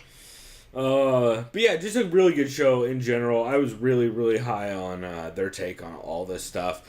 And they're one of those shows that I don't give enough love to for how good it is, just because it's like a lot like Co-Main or Heavy Hands. Like, I don't always pick them as my catch or my can't miss, but they're always good. They're never not good. It's just a matter of like, there was something more that caught my eye, you know? But It was really good this week, and I thought it was one of their better ones. And then I did listen to a new show, which I'll cover very briefly. Denny Prokopos had episode 1 of the Denny Prokopos show on Sherdog. Denny Prokopos, if you guys don't know, is the first black belt under Eddie Bravo. I know he's won a couple fights in EBI. I don't remember if he was champ in EBI. I think he might have been. I know he's an upcoming MMA fight. Really interesting dude. Really weird dude. Out of San Francisco. And has a very real Rory McDonald vibe to him. Like, he sounds and has a cadence a lot like Rory, but a little bit scarier.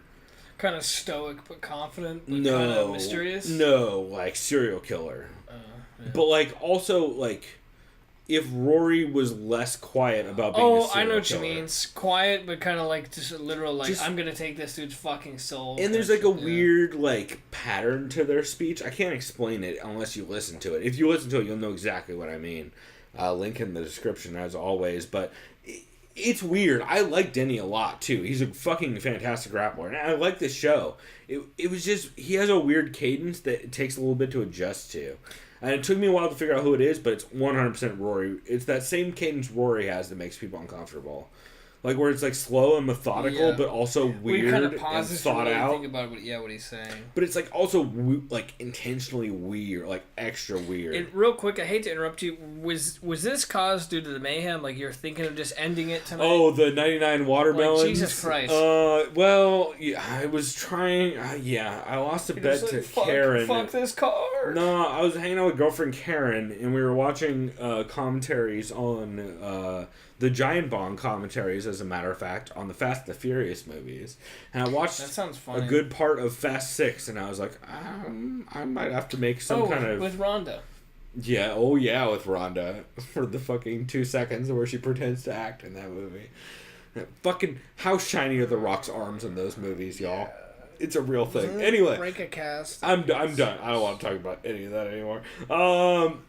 But yeah, it's a pretty good episode. Denny talks about being in a street fight when he was 18, and that he ended up winning with a liver shot. And he said he threw the liver shot because he was a big fan of Boss Rutan, and then soccer kicked and stomped the dude. Oh, great. Yeah. So attempted murder. Also, a dude he knew, who like started shit with him. It's a weird story. Again, weird and Rory McDonald-esque story. So not attempted manslaughter. Yeah, the guy started it, and he was sober, and the guy was drunk, and the guy was... Area would say he was involved in a fracas. The guy was 6'6", 260, And Denny is like a good maybe 155, 170. Oh, well, Denny clearly knew technique. Yeah, well, yeah, he was. I is believe it Danny or Denny? Denny, Denny. He also like from The Room. Oh, hi, Denny. yeah. I also that's the second Tommy Wiseau reference I've heard on podcasts. By the way, week. I saw the movie The Disaster Artist. Holy fuck! If you've seen The Room, that movie is amazing. That movie is fucking hilarious. Really? I'm telling you, please. Okay. James Franco is fucking. And his brother too. Out. Jesus Christ! Especially if you've seen The Room. At first I was sober. I'm like, holy fuck, this is funny sober. I have to get high. I'm like, yes, this is great. Yeah. Fucking funniest movie I've seen in a while. That movie's great. That's hilarious. Well, then yeah, I'm definitely gonna have to check that out. But speaking of disaster artists, Denny he has a weird cadence and like pressured way of speech. Like, you know that kind of pressured speech? It's an anxiety thing, and I have a little bit of that. I where like you have that pressured, like, it's not only forced, but it's like a weird pattern, unlike most people. No, I know what you're talking about. Especially like it's kind of like that first impression. Like you go to say something and you kind of had it premeditated. Like, well, huh?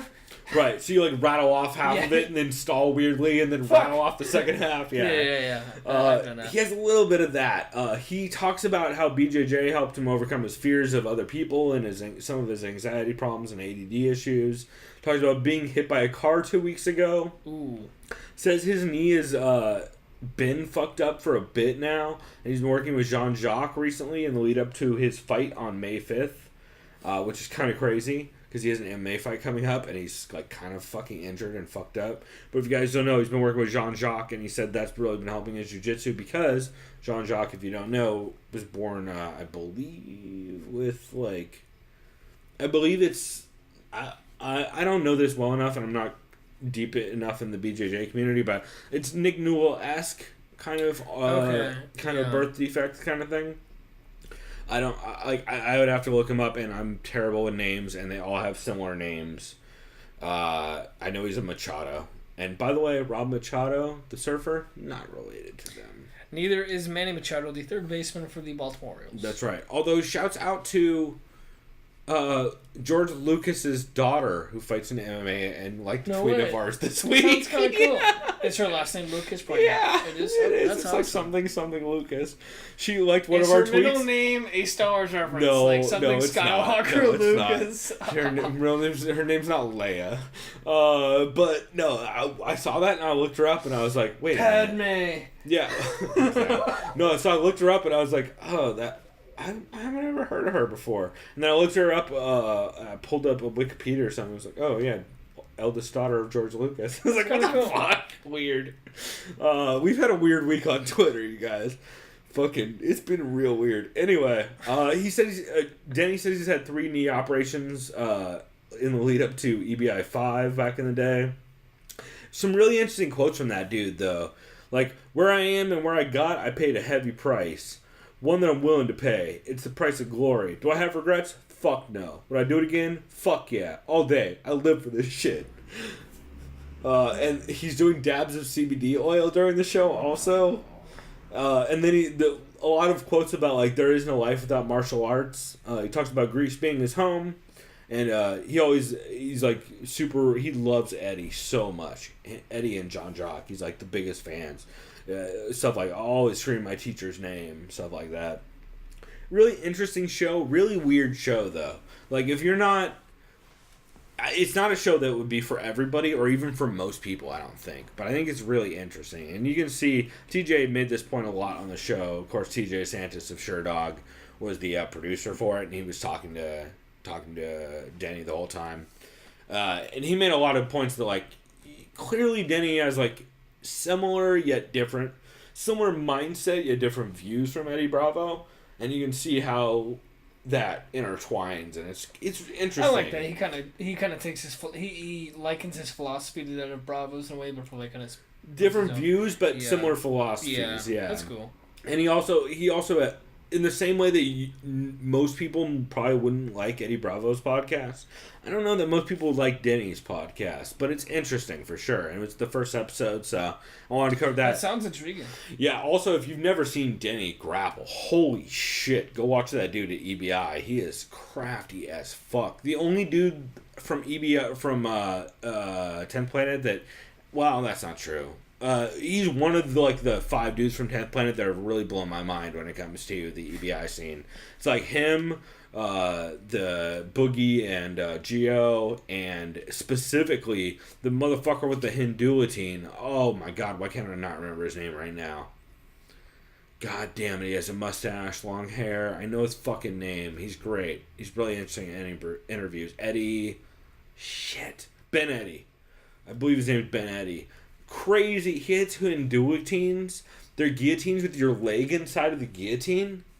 Oh, I think I've seen. I think I've shown this to you. I think it's an arm and guillotine with a leg in it. It's crazy. Did you say Hindulatine? Oh, Nathan Orchard is another one. Houdinatine. Hindulatine. Hindulatine. Like Hindu.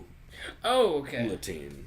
I thought you were going to say some Houdini. Like guillotine. It's like guillotine, shit. but like try to Houdini out of this motherfucker. Yeah, I mean like some Houdini shit. That's funny. But yeah, no. Hindulatine. Really interesting episode. I'll rattle off very, very briefly since I know we've run long on this. We're going to have, I would assume, a kind of quick breakdown because everything is falling off the card thanks to that shit. Yeah, I'll be honestly pretty brief on the predictions myself. Well, and plus like fucking that shit had ruined like half the fights on this card. Almost. Yeah, I got rid of 3 fights. 4, only right? 3. Wait, 3? Was it? I think there was 13. Wait. So, well, technically, okay. So you might be 4. So because Chiesa, it's hard because they moved around. Chiesa Pettis is off. Yep. Moreno Borg is off. Felder Iaquinta is off. Yep. That's 3. There was another one I thought. 3? I don't know. We'll figure it out. We'll look at the card and we'll look at the original card. Because I know they posted it on Reddit too. Yeah, as far as like, look where we were on Sunday and look where we are now. Which we're going to get to in 1 second. Because we're not using Sherdog anymore. We'll get to that in 2 seconds. Between rounds, had a round table. TJ Santos's between rounds. They did a round table with Jordan Breen and David Bixenspan. It's great. If you guys have ever heard the podcast 2 Scoops, which we've covered previously, it's basically just that with some MMA talk. They ramble. They don't really give their predictions for the fights until TJ starts rushing them like 45 minutes left in the show. And he's like, yo, we need fucking picks, you assholes. So that's really good. They also announced, I think we're breaking this outside of that podcast because I can't imagine a lot of other people are talking about this. 2 Scoops returns in 2 weeks. So if you guys are a fan of the 2 Scoops podcast on Patreon, go ahead and subscribe to that. We'll have a link in the description. It's fucking awesome. They're recording next week after Bix gets back from NOLA for all the wrestling bullshit. MMA Road Show 158 was really good. They discussed the Conor chaos after the media day. Alex Davis, who is the manager for... who was fighting Brandon Moreno? Ray Borg. Who's fighting Brandon Moreno? I don't think that's who I was trying to think of. He's the manager for one of the fighters. Shit. I can't remember off the top of my head. I don't think I wrote it down either. Anyway, if you look up Alex Davis, he'll be there. But he talked about being on the bus during the attack. Oh, it's probably Chiesa's manager. No. Or something. Nah, Brazilian. Moicano? Renato Moicano's manager. I think that's who it was. But because he's higher ranked than Calvin Cater. Yeah, so he'd be in the right corner. I think it's Renato Moicano. Yeah, he'd be in the right corner. Yeah. So he was on the bus during the attack, so he talks about that. Also, Adam Hill, Dan Tom, and Colt Coffee stopped by. Meanwhile, John Morgan during the episode is drinking a 40-ounce of Coors because Bud Light don't pay him shit, which is great. Dan Tom talks about riling up shit and getting kicked out of plays in high school, which shouts out to Jazz Hands Cold Coffee. He was performing at a No, play in like high school, he's like the Conor stuff stuff is like it's a lot like when you're in high school and you're just fucking doing dumb shit, not thinking about what you're doing, and all of a sudden you're spraying off a fire extinguisher in the middle of a play. Oh god, it's like shit like that. Pretty good. Adam Hill calls in talking about Max missing weight, and Mike Bond jumps on to talk about the Conor disappointment. MMAJunkie Radio 2654 and 2655 were both very good. For 2654, they had Mike Brown and Bobby Razak on, which was great. Bobby, of course, comes on to talk about his upcoming documentary that's out now about Charles Mascalis, which I've seen and it's fucking incredible. I highly recommend people check that out. And Mike Brown comes on to talk about JJ. And then for 2655, Keith Lee, Kevin Lee's brother, stopped by in the studio. And John Anik also called in. Unfortunately, Joey was supposed to be on the show, but no-showed, so that's a bummer. And then Jordan Breen show. Breen has officially left Sherdog. He's no longer with Sherdog. They fired him. Just like they fired fucking everybody else except for TJ at this point. And Mike Fridley, who also liked one of our tweets. Actually, the Ronda Rousey tweet Mike Fridley liked, which shouts out to Mike Fridley for being a bad motherfucker. Mike Fridley and Judo Bill. Shouts out to Judo Bill. But yeah, so Jordan Breen show was mostly about Breen leaving Sherdog, how he came to work there, and the death of MMA media right now, and how all the websites are dying. Like, basically, you've seen this part on the sports side. Online media a lot is dying in the way that it used to be. Like, they're laying off a large percent of people because they're trying to get freelancers and, like, to do, like, random work, you know? Especially sports media, specifically. Shouts out to ESPN. Yeah, like, right?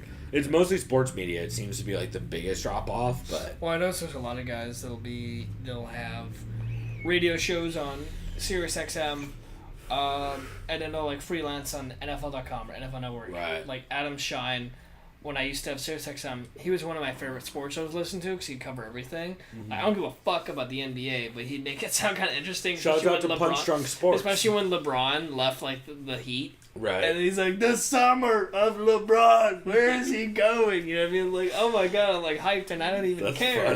Shit like that, you know what I mean? I remember I called in and talked NFL with that dude. Before the Chargers left. Sad face. You know, but you know what I mean? Yeah. Like shit like that. But yeah, I see exactly what you're talking about. When we used to care about football in this city? Yeah. When some people used to care about... I stopped caring about football when the Chargers lost and I was like 6. Oh, no, after 2000... No, didn't you say it was after 06, like when they went 14-2 and they fired Marty? You're like, fuck this? I think that's what you said. Probably... Remember they should have won the Super Bowl that year? There's been like 3 times where they should have won the Super Bowl. No, that's what you told me. No, that's when I like was heartbroken too, yeah. Yeah. Anyway. JRE 1098 with Edgy Brah was pretty good. Three Amigos 174 was very good. They had Ian Kidd and George Lockhart did a special. Oh. George Lockhart, who's managing 8 of the fighters for the weight cuts, including Max Holloway, who I still think would have made weight. I think so too. Fuck you, New York State Athletic Commission. Yeah, pretty shitty. But I like Iaquinta versus Khabib. So, Anakin Florian was good, 150. Tyler Mitten, of course, also works with George Lockhart, stops by, DC calls in, and Bobby Razak calls in. That's about it. I mean, there were some other good ones. I don't know. Co-main was good. Submission Radio was good. But it's about all I had. The only thing I wanted to say was, Bellator 201 is June 29th at Pechanga. We might have to hit that up. Sure. Because Pechanga's not far. I've been there. Yeah. That's where I saw Tom Segura last year. It was great. Yeah. We may have to do that because that'd be dope. Ronda is... Oh, yeah, we already mentioned Ronda fought in MMA more recently than Conor. I have a note that says Conor's a moron. I guess I know when that happened. Collapse MMA Part 1 for Pride 25 did just drop right before we started recording this, so I recommend checking that out on that Patreon. It's very good. And we are going... First announcement of this, we're going to be doing a new show sometime soon. We're still ironing out the details. I'm still ironing out artwork with our buddy Sammy, who does music for this show. I'm trying to bribe him into painting something, because dude can actually paint really fucking well. I don't know if you saw the thing he painted for Lacey, right? That was great. I was like, holy shit, bro, you can totally paint. So I'm trying to bribe him into painting something for that show. But it's going to be called Outside Fighting. And we're going to be talking to MMA fighters actually on that one. First guest, I'm going to go ahead and announce it now. I haven't even talked to Jake Smith about it, but Jake Smith has told me previously, the Bellator fighter Jake Smith, who's very cool on Twitter, super nice guy. He said he wanted to be on, so he's going to be our first guest once we line all that up. Fingers crossed. But he tweeted at me this morning. He's like, what the fuck, bro? You're really calling for Nick Newell in this fight? I was like, yeah, dude, Nick Newell versus Pettis seems okay since Queso dropped out. He's like, oh, I thought you meant Nick Newell versus Khabib. I was like, no, that is not okay. Yeah. He's like, hey, dude, how can you call for that? Nick Newell, like, I like Nick Newell and it's cool and all, but he hasn't actually fought anybody and he's been off for 2 years. It's like, oh no, I actually made that same argument like 2 weeks ago on the show. So, but that dude's great. So we're gonna be hoping to do that soon. And I almost released a supercut this week of Ariel's silence during the MMA hour of him just looking at his phone reading. This is all you can see, all the notes I have of timestamps of when he was just reading.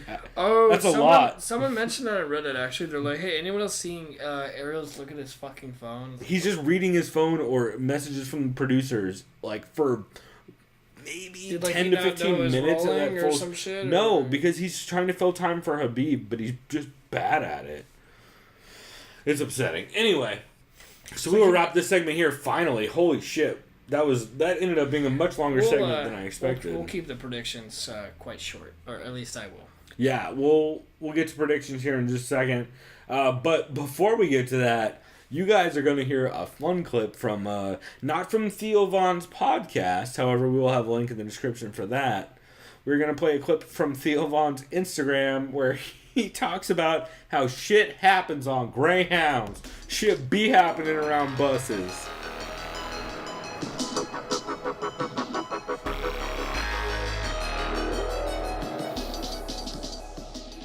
What's up, guys?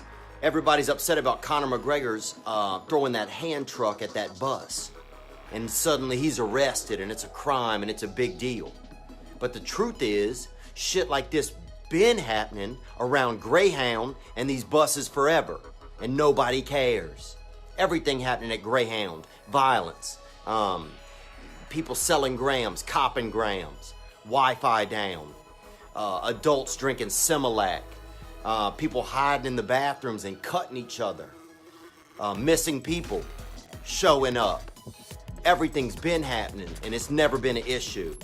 So if you're gonna ride a bus, recognize that bus shit is gonna happen. Okay? All of a sudden you upset a hand truck hits the window, bitch. It is Greyhound. What do y'all expect? Free Conor.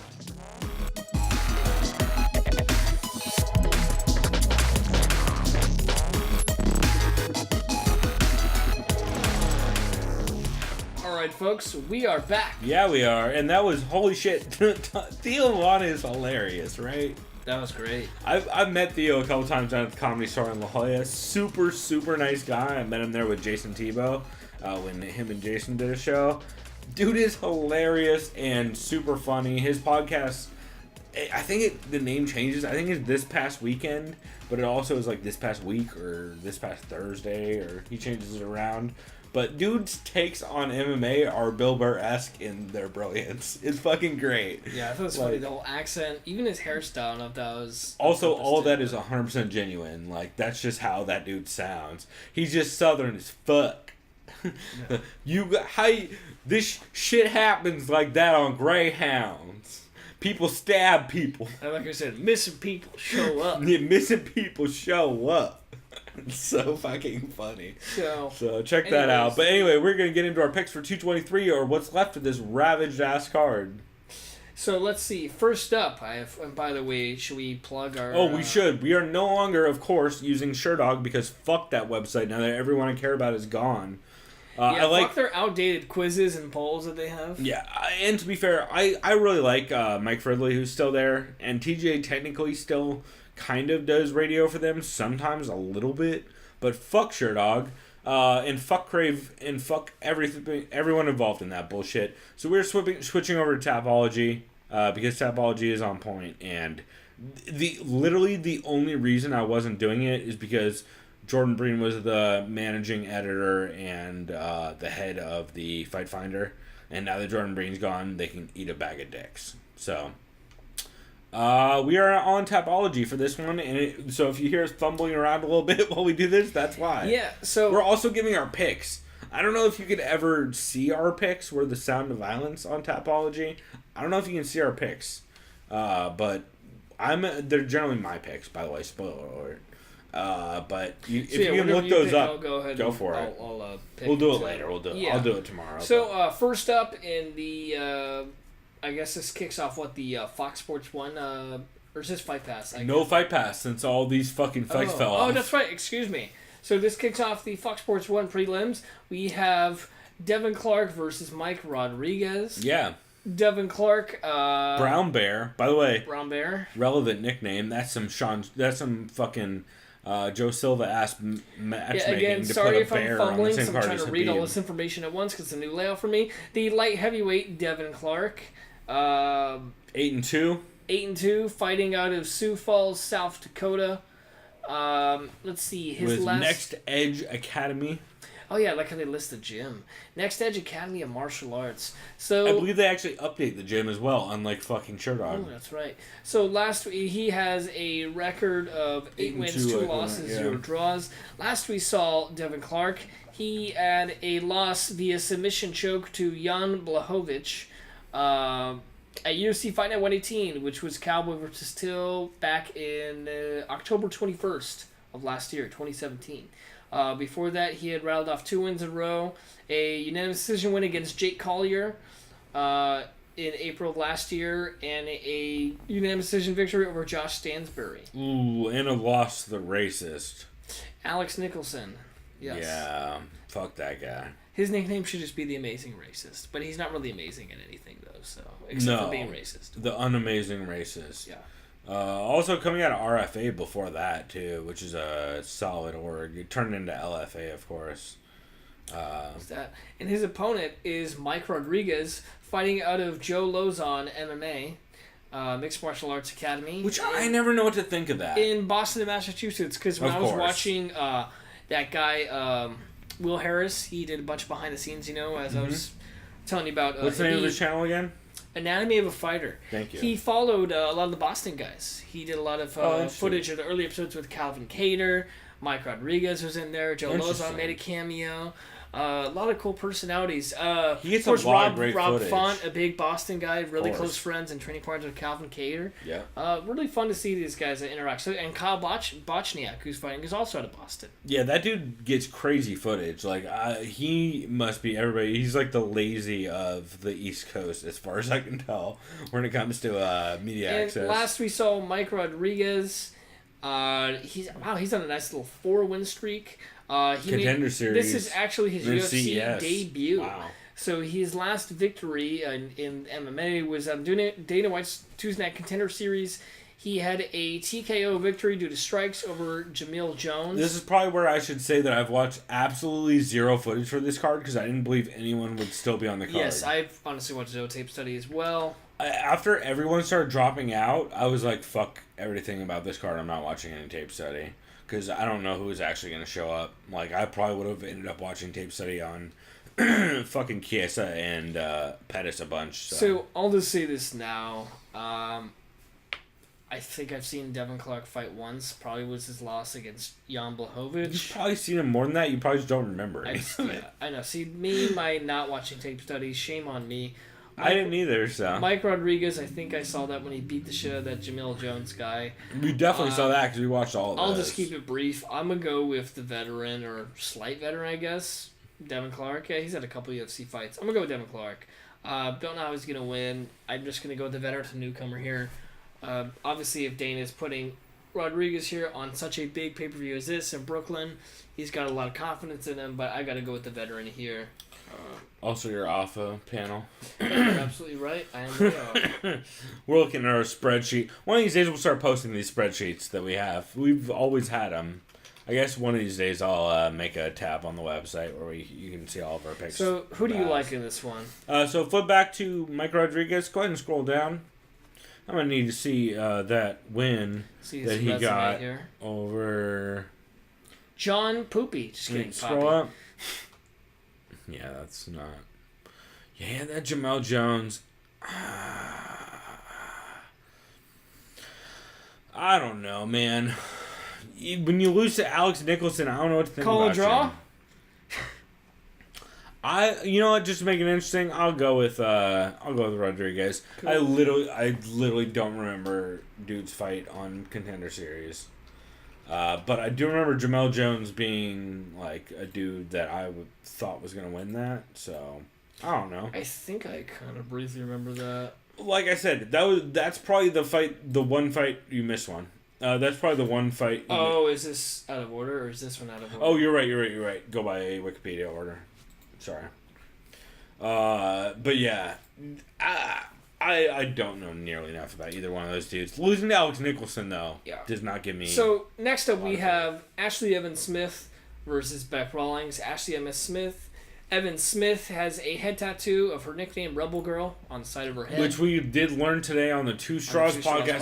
Fuck, I forgot to mention that earlier. Jessica Penne and Angela Hill. Yeah, if you guys have hilarious. We talked about the Two Straws podcast last week as our new show. But you guys should absolutely check out Two Straws on YouTube if you get a chance. They're fucking hilarious. This is a bantamweight bout. Ashley Evans Smith is currently on a 2-loss streak. Her last two fights being a loss to submission via armlock to Sarah Morass, Cheesecake. I see what you did there. And a loss via the unanimous decision to Ketlin Vieira, who is basically close to a title shot, I guess. Ketlin Vieira's been looking good as fuck. She's looking good. Not in the way this weigh-in looked good as fuck, but she looked good, like, technically.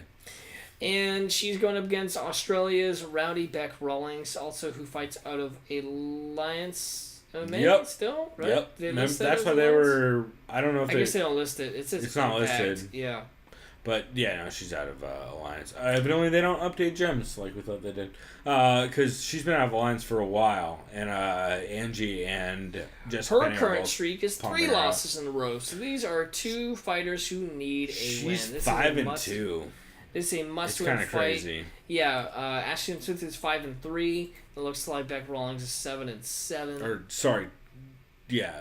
What is it? 3-5? Oh, in her last. Or no, sorry, you're right. sorry, 2-5. 2-5. 2-3. Fuck. 5 fights. She won 2 out of 5 fights. Is my point. 2-3. Yeah. It's, to be fair though, if you look at who she's paired up with. Yeah. So her last fight. Aside from Paige Van close loss to Jessica Rose Clark, which was a good fight, but that's a bad style matchup. She lost the unanimous decision to Tisha Torres. She lost via that TKO strikes to Paige Van Zandt. Yeah, that fucking scissor kick to the face. Oh, that was her who got kicked in the head. Yeah. That was, well, to be fair, I'm still amazed that she got clipped with that because Paige threw that maybe 95 times before that actually landed. She literally would throw that like every third strike. There was also the fight where I believe Paige broke her hand. Her arm, because she arm. You're right. It was the forearm. Yeah. In a different I believe fight. that was the one though, wasn't it? No, Paige just literally fought someone. Oh, you're right. Holy shit, that was a while back. You're right. Paige just broke her arm. No, against that Jessica was Rose Clark. Right. You're right. I was just sorry. I got confused. Who Bec Rawlings lost to. So that's why I got mixed up. But yeah, no, Paige. If you rewatch that fight, Paige threw that. Actually. Another reason why I got confused is because also against Jessica Rose Clark, when Paige broke her arm, she threw that same fucking kick like another 50 to 100 times. I think it hit Clark's elbow or something like that. Yeah. It's one of those things where it's kind of her default, but this is a fun matchup. Yeah, this is a fun matchup. It's kind of tough for me to call. I mean, we know which way you're going. Yeah, it's weird. I'm kind of 50-50 on it. I don't know. I mean, they both... I figured you're going to be an Alliance homer on this one. No, I think I'm actually going to go Ashley Evans Smith. I mean, Bec Rawlings, she has a 3-fight losing streak. Yeah, we can't go... Evans Smith has a 2-fight... both go Ashley Evans Smith. Sorry. I mean, she has a 2-fight losing streak. But I'm basically... I mean, I know they've both fought top opponents. You know, well... Tisha Torres is the real legit person that... You know, as far as contender that Bec Rawlings has fought, lost to. Well, Ashley Evans Smith, she's a beast. She's lost to Morris and Ketlin Vieira. So to be fair, Ketlin's right up there, and honestly, this is kind of a coin flip fight, but instinctively, I'm going Ashley Evans Smith on this one. I don't know. I guess it's I'm real torn on this one. I like Bec Rawlings a lot, despite her Twitter personality. Actually, no, I like her Twitter personality. I hate her Instagram personality. as I have a real problem. I have the Eugene S. Robinson thing of where I don't like to You don't see... sexualize I don't like fighters? sexualized female Yeah. MMA fighters. It creeps me out. Like, there's like 3 of them that I'm like, all Well, yeah, right. because the reason why you watch them is watch them fucking throw hands. Right, Yeah, and like one of I them's in the agree. WWE now, so I'm like, all right, you could do what you want. But Pretty much. it's weird for me. I like them as fighters, not as smoke shows. Shouts out to Gina Carano though. I did watch a lot of Fast and Furious recently. And she's shouts real out hot. to Misha Tate and like that photo she took. Yep. And she's like, here's how far I am with my pregnancy, and her tits may or may not be hanging out. No, actually she was saying, hey, take Isn't a that look what at it how was? my knee was injured. Oh, is that what it was? Yeah, because she got in Oh. a scrap with a dog while pregnant, protecting her shitty little dog. Okay. Hey, as a dude with a little shitty little dog, I think I can say that. You met my shitty little dog. He's pretty cool. Seamus. He's a Shouts chill out to dog. that dog. Yeah, he's actually He really just loves chill. eating and sleeping. So. Dog, that's literally all he does. He's just fat as shit and just eats and sleeps. It's great. Anyway, not on topic, other than the fact that I think at least one of these girls has a dog. I know Beck does. Man, I want to pick Beck. I can't do it. Yeah, I can. I'll go Beck. Cool. I don't believe that pick. I'm going to tell you right now, I'm probably not going to take that pick in any other place. Especially in any of the ones that are actually ranked. But, I don't know. I think Beck could totally win that fight, to be fair. I think it's very close. I just think Ashley Evans-Smith... The problem I have is the wrestling and the grappling game and the clinch game. I think it's maybe going to be rough on Beck. But, working Alliance, man, I'm going to be a homer. So next San up... Diego's fucked. Yeah, there's no shame in that.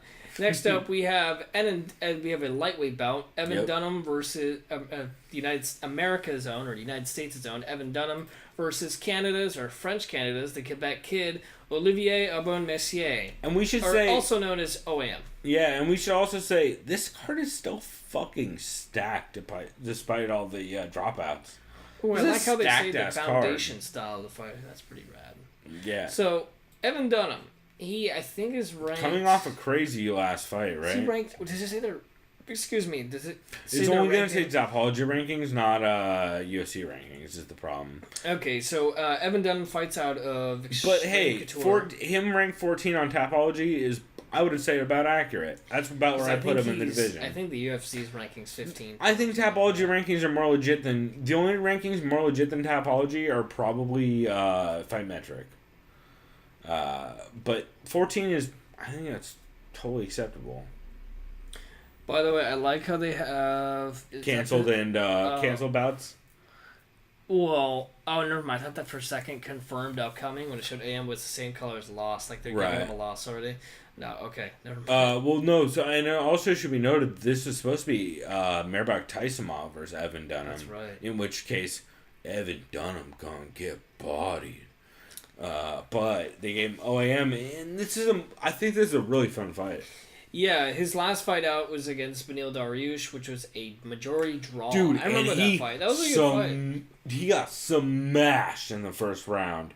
That was a 10-8 round. That's why it was a draw. Yeah. Because he got 10-8'd like a motherfucker. Got splattered all over the ring. How many fucking canceled bouts has this guy been in 2016?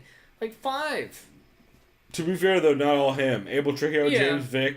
Leonardo Santos twice. Oh my god. And the James Vick one, I think, was from James Vick God. injury. I'm pretty sure. Jesus. So his last actual fights he's fought, he fought to a draw against Beneil Dariush in October of last year. He won a unanimous decision over Rick Lund. That's impressive. In September of 2016. And then a bunch of other fights got canceled in 2016.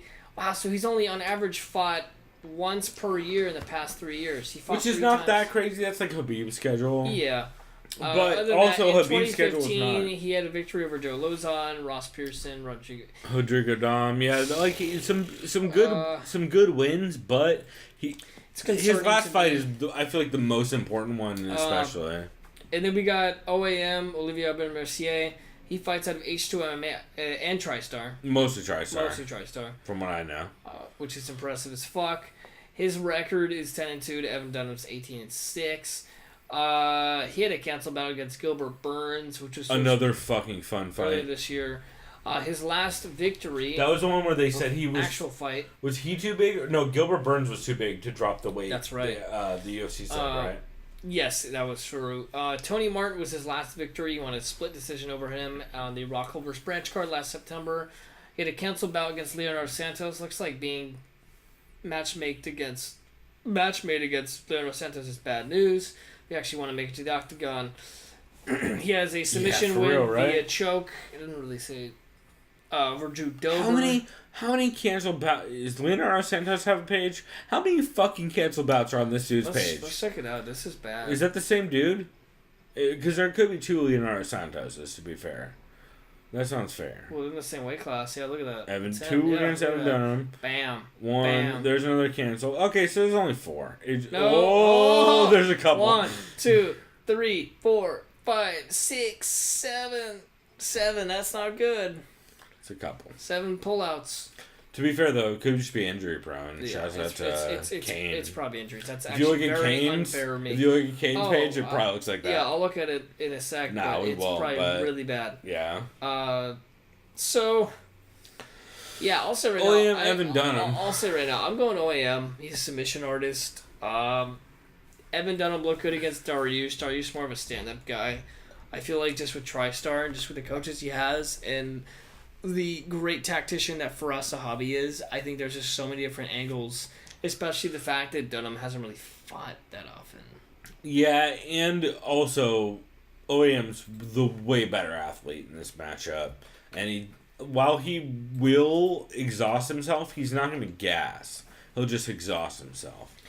And in the clinch and stuff, I feel like if OAM can at all close the distance on this fight, it's a wrap. The only way I see Evan Dunham really winning this is either completely on the outside, actually not completely on the outside, but in boxing distance, where he's able to kind of just throw hands at OAM while OAM's panicking and trying to get a shot at, or trying to close distance and collapse the pocket. Or I feel like if Evan Dunham can grab something scrappy in a scramble, like snatch a guillotine or snatch a like a triangle or something like that, if Evan Dunham can, I mixed that up. Yeah. But I got to go OAM probably by decision, just off of outworking Evan Dunham and maybe 3rd round TKO sub, like depending on how Evan Dunham's cardio holds up against a better athlete. So next fight up, we have a strawweight bout between Felice Herrig, the little bulldog, against Karolina Kowalkiewicz. I'll probably say it wrong either way. I honestly am so broken about how to say it at this point because of how. Kowalkiewicz. Felice Herrig. Karolina Kowalkiewicz. I feel like I'll say Kowalkiewicz. I'm trying to say it the way John Anik would say it. I think it's Kowalkiewicz. Felice Herrig is on a current 4-win fight streak. She fights the Team Curran MMA. That's I don't think accurate. Curran? No, not the way you're saying it. I Just think the actual gym. I think she fights out of Vegas, out of Syndicate. Let's look at Felice Herrig. Right? She fights out of Syndicate with Roxy and them, right? I think she does, yeah.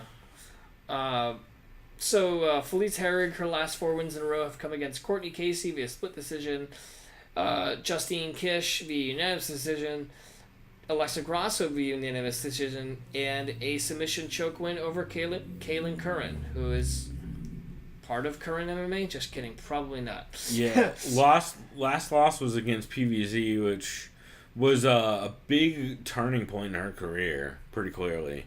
She's basically saying, I can't lose to someone like PVZ. Well, pretty much, yeah. She literally took, after that fight, you can see the change in her body. She worked a lot on conditioning and strength, and she's pound for pound one of the most probably shredded fighters on the roster. Right now she's huge. The thing about KK is, though, that's kind of weird is her clinch game is so deceptively strong that I'm curious to see how her Muay Thai clinch game is going to pair up to the bully, head forward, double underhook game of Felice. Because Felice will Felice probably, I would think, would prefer this fight in the clinch, But I wonder how well she's going to do at actually locking down the body and getting a takedown against the cage. So I think that's how this is going to go. Felice is going to try and collapse the pocket. I agree 100%. Get a hold of her honestly, and put her against the This is a grappler cage. versus striker matchup. Not even that, because KK's really good off her back, too, if I remember right. Right? Well, not against Claudia Gadelha. Then again, Claudia Gadelha's on another level than... Claudia is a beast. Yeah, that ended very quickly. Speaking of which, Karolina Kowalkiewicz, KK, her last couple of fights. Jesus Christ. If you look at this chick's record, actually, though... She's 11-2, very respectable. No, but if you look at who she's fought recently, just watch it's this. crazy. So, her last fight was a win over Jodie Escobar, which is extremely one-sided. That was a fucking beating. That was a smashing. It's kind of crazy. Her fight before that, she got choked out by Claudia Gadelha very quickly in the first round. Yeah. She survived, I should say, 5 rounds against Joanna. She did okay. She did totally okay. She won the 4th round, in my opinion. Yeah. So she won 1 round. Went over Rose. And then she had a very nice, impressive streak. Dude, holy shit, she has a hell of a streak. She beat Heather Clark, she beat Randa Marcos, she beat Kalindra Faria and Mizuki Inoue. That's a huge run, man. Wow, I forgot she beat Inoue and Rose and what's her face? Heather Clark is like... Faria, yeah. Also, what's interesting is I believe Heather Clark also used Trans Syndicate, right? I think so. I don't know if she still does. This is weird. A lot of podcasts are choosing Felice Herrig because it's good odds for the underdog. I am kind of... Really? She's the underdog. Right? Is that right? Isn't she the underdog? Like, big time? Well, look up best fight odds. Pull it up. By the way, if you guys don't use best fight odds for fucking odds... You're not doing it right. No, I don't know what you're doing. Not a big underdog, but... No, Felice is the underdog. That's what I'm saying. That's how I'm saying. How is Felice the underdog? I don't know. Probably based on who KK's beat. Who was the last one that KK had again? She murdered Escobar. Right, but like... the last... It's just based on who she's Rose. fought. It's see? Rose. It's Rose and Joanna and yeah. Claudia, yeah. See, 'cause look, to be fair, she has had a higher level of competition, that's why, for sure. Yeah, easily. Yeah. It's... As of late, I should say. Because Felice has had crazy competition, but it's over like 10 years. Yeah, you know what? I think I'm going to go with a lot of podcasts. I am actually going to go with Felice. Wow, did I turn you on that one a little bit? No, I was actually convinced by, who was it? It was, I think, Heavy Hands. I was going to say either Heavy Hands or... based on, honestly, that fight I saw against Claudia, I'm not saying Felice is the grappler Claudia is, because I don't think anyone in that division is. Except maybe... in the first round, except you mean? Maybe Jessica Andrade. Yeah, the first round, she's the strongest fighter, physically. Because look what Andrade did to Claudia. Claudia falls off a cliff after the second. Yeah, I like Felice in this. I feel like she kind of has the chin to withstand that distance striking from KK, and I don't know. It's just kind of I kind of just was kind of swayed by what Conor and Pat were saying on that, and I think another podcast kind of said that too. MMA Vivisection did a great breakdown on it, which is also actually how unconfident they were in Felice made me more confident in Felice because of the way they talked about. Like, she's completely reformed. Like, that and the Three Amigos podcast with George Lockhart. No. I think it was that one. Where he was on talking about how Felice is super dedicated and, like, is very interested and loves the fitness side of this shit. And you can clearly see she's been using it to bulk the fuck up and get bigger. Which I think she thinks was the problem in the Claudia fight. Yeah. Claudia's a beast. And the way she's starting to corner in not only strength and conditioning, but just her wrestling and like top control game. If Felice can get Karolina down, I 100% think Felice has this. If she can, like, not one time, but consistently get her down over time in 3 rounds, I think she has this. The only thing that's interesting is if Felice is looking for a lot of clinch takedowns, especially like trying to enter like with some underhooks and try and grab her and throw her down. I don't think the cage will be as much of a problem, but out in distance if she's trying to grab a clinch or like shoot a weak double leg, I think that could be a lot of trouble. Because Karolina's really good in the clinch, especially at just turning angles and firing elbows and knees and stuff. So who do you kind of? I'm going Felice, 100%. But I think a lot of it depends on how that matchup ends up playing out. Yeah, I definitely see this as a close matchup for sure. Yeah, I hate picking this next fight. By the way, I do too. And you know what? It. Can I just give you a little spoiler? I hate it. I'm gonna pick this in the next 10 seconds. Yeah, go ahead, because I will too. So I am picking Joe Lozon because Chris Gritzmacher lost to Artem Lobov, even though that was a couple years ago. Sorry. Okay. Well, I don't like the pick. You can be wrong. That's fine. I know I will be wrong, but I'm sorry. If you lose to Artem, I can't pick you. That sounds mean, but... Yeah, the problem is Artem has a chin. Yeah. And he kind of hits hard, but when he actually... Artem has a chin, and he's not willing to get wrestle fucked. Let's look at Lozon. Yikes. Okay. Lozon got KO'd by Clay Guida. That was bad. Yeah, in a minute. Lozon got KO'd by Stevie Ray. I'm going to be wrong, but I'm still going to go Joe Lozon. Yeah. Yeah, okay. I don't know. No, you're not... I guess he did get KO'd by Stevie Ray. Sorry, he had a decision by Stevie Ray. I'll just say grits for you. I can't get the Clay Guida knockout out of my head. That was weird, yeah. It's upsetting for me. I just don't like Grits. He's a grappler. I like he's 100% a grinder. Yeah. But Joe Lozon has 1 round of cardio. He always has. And one thing Gritzmacher has is enough of a chin to last 1 round, generally. That's true. And unless... Now, here's what makes it interesting, though. Chris is going to try and push the clinch and try and get a takedown. If Chris ends up in guard and is just being lazy, he could totally get subbed by Joe Lozon. Yeah. Like, Lozon could totally catch triangle or something crazy off a scramble. But because Lozon's super, super slick off his back. But, man, I love Lozon so much, and it bums me out, but I just am having real trouble having any kind of dependence on that dude's chin. I like how it lists the college for... Especially seeing his training, man. That's what fucks me up. Is every time I've seen footage of his training, it's always dudes just swinging for the fucking bungalows every time. Like, have you ever seen any of this shit? It's like a fucking ring with 4 dudes, and it's just Joe Lozon pinballing around in a circle while dudes wail on him from different directions. Like, that...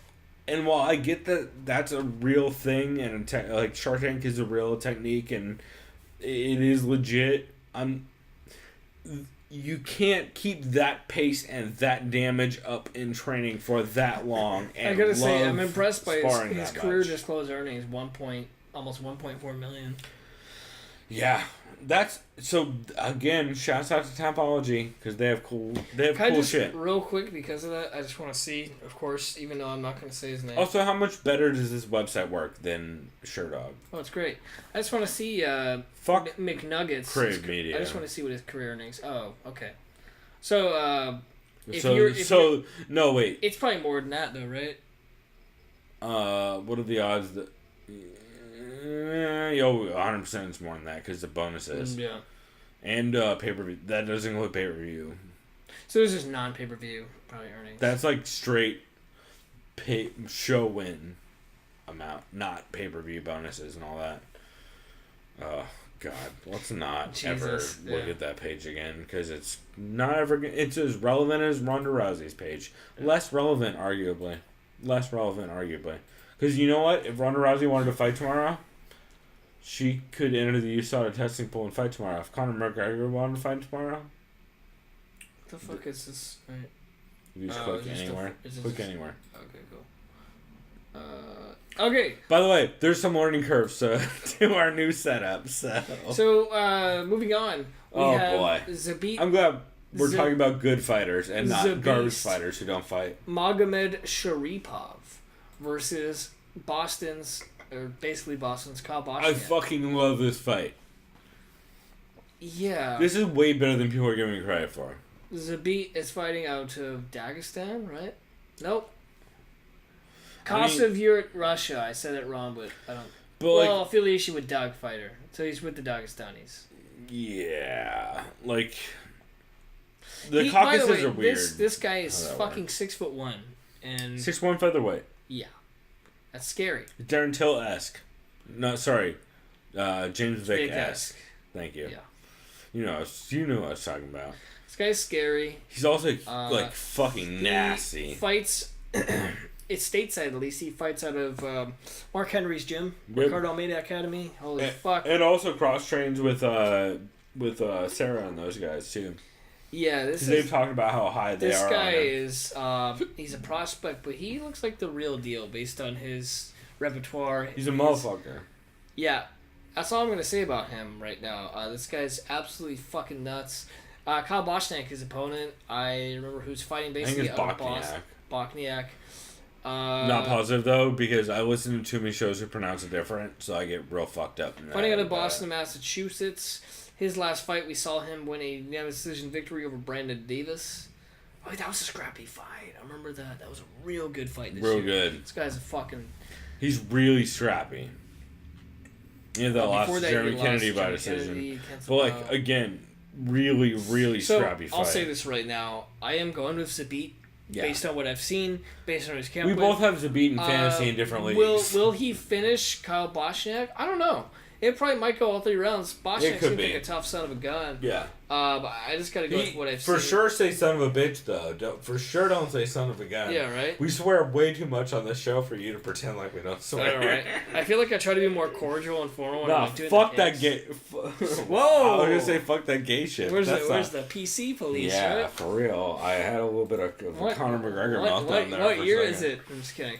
In any event, we are both going with Zabit. Magomed Sharipov, not Shapirov, Joe Rogan. Just kidding, everyone probably says it that way. Chris, I'm starting to think that we watch too many trash MMA movies to where they're wearing off of me with their terrible, terrible rhetoric. Yeah, right. Because, how many of them have been super fucking anti-homosexual? Oh, it's all of them? Never every one of them? Yeah. It's very upsetting. I think it's starting to affect my overall mentality. So, next fight is probably one of the best fights on this card. By the way, this card is so short. It's kind of crazy. Yeah, it's I think this is the shortest one since 177, which was back in 2014. This card, 2013, something like that. For as good as this card is, they ruined this card. Conor ruined this card. Yeah. So we got Calvin, the Boston finisher, Cater, versus Renato Carneiro. Great fight. Moicano. Because Brazil. I like this fight a lot. Calvin Cater has probably some of the best boxing I've seen based on his last bout. As far as just being able to stand some of the best boxing in the UFC, arguably, based on his last bout. Dude, it was... really, really and Shane dominant. Burgos, I had chosen Shane Burgos. That guy's a scrappy motherfucker, Shane Burgos was good in that beginning after that fight, too. And then Calvin Cater just came out and did not give a fuck towards the end of that. This is the thing, man. I'll say right now, I really want to pick Cater, but I don't know what his submission defense is at all, because I've never seen him on his ground. So this is a big... Not against a big, top-heavy grappler. Yeah, that's why this 50-50. I really want to pick Cater, which I think I'm going to, based on his bot. But, you always go I don't know. You don't always go grappler versus striker. Because it depends on the wrestling game. I'll say this. When I saw Moicano fight a striker, as in Jeremy Stevens, he won that fight because he's able to be elusive and stay away. But then again, he really wasn't able to take Stevens to the ground either. It's true, but that's because Stevens has beast wrestling, and also he went 3 rounds with Brian Ortega before getting subbed. Yeah, and he was winning that fight. That fight 100%. This is a very tough fight to call. Yeah, you know what? Yeah, I gotta go. I gotta go Moicano because it's always been usually my logic. If I don't know who the fight is or haven't seen enough tape, I gotta go with grappler versus striker because if you can take him to the ground, it's fuck what I. But then again, I don't know. Wrestling better than Calvin. But I don't know Cater's wrestling though. I don't know. I just don't know. See what I mean? I might just say draw. That just you don't know. You can say draw, but that means you're double wrong. Yeah, it just means you're wrong twice. Yeah, you just gotta choose one. Who you going? You going? I'm gonna go Moicano basically because he was beating Ortega until he got caught. I don't know. I always like Moicano. I want to pick Cater because of his boxing. I think he's probably gonna knock out Moicano and catch him, but I don't know. Yeah, I'm gonna. I don't know. It's a good fight. It's a good fucking fight. But it's a great fight. I'm having the same problem. All week I've been struggling about this. UFC sent out a poll at one point asking what do you care about this card? and I filled it out. And this was the fight I said I cared least about. But the more I've heard about it, the more I give a fuck about this fight. I think it's probably maybe one of the best fights on the card. I'm really having trouble picking. I'm going to go Cater just to make it fun. Yeah, that'd be fun. Because then either way, we can't be mad at each other's picks because we were literally leaning both sides. So yeah, fuck it, why not? Like, it's literally a question of, is Cater going to be able to box up Moicano? I think, honestly, the way I see this going is Cater will knock him out kind of early, like first or second round, like he'll catch him clean, or it's going to be a long, drawn-out process where either he's trying to piece him up, or ends up Moicano, and then Moicano gets his back on bottom, and then just submits him. It should. I don't see this going decision. Yeah. If it does, it's just going to be a boring fight where Cater's just piecing it up, Moicano's trying to run away, and then there's nothing Moicano could do and can't even take him down. And that's just that's it. Like, that's all she wrote. It'll be interesting either way, for sure. And we are finally to our co-main event. So, first off, can we hold on. Before we even get to this, I'm going to go ahead and do an official pour of the 40. That was a real sound effect I just made right now, y'all, because I had a cup on the table. Shouts out to Hermes crew. If you're never down in New Orleans, make sure to check out the Hermes parade during Mardi Gras. But we need to pour out for Alex Caceres versus Artem Lobov, man. I love that fight so goddamn much. I love that fight. It sucks so bad, but I love it so much. Because that fight's like the room of it's MMA. The best. Yeah. No, it's the best style. I'll say it's this. It's like UFC 1 in modern MMA. I'll say this. It's, who said it? Alex Caceres would wrestle fuck the shit out of him. I can't remember what podcast it was I listened to, but they said these guys' combined record is 27, 25, and 1. And they're like, imagine what already happened to Lobov when he got WrestleFuck. That's what Bruce Leroy will take out of his... Dude, he would 100% have WrestleFucked him. And I would have made a lot of money off that fight. Wasn't Lobov, like, favored? If I remember right.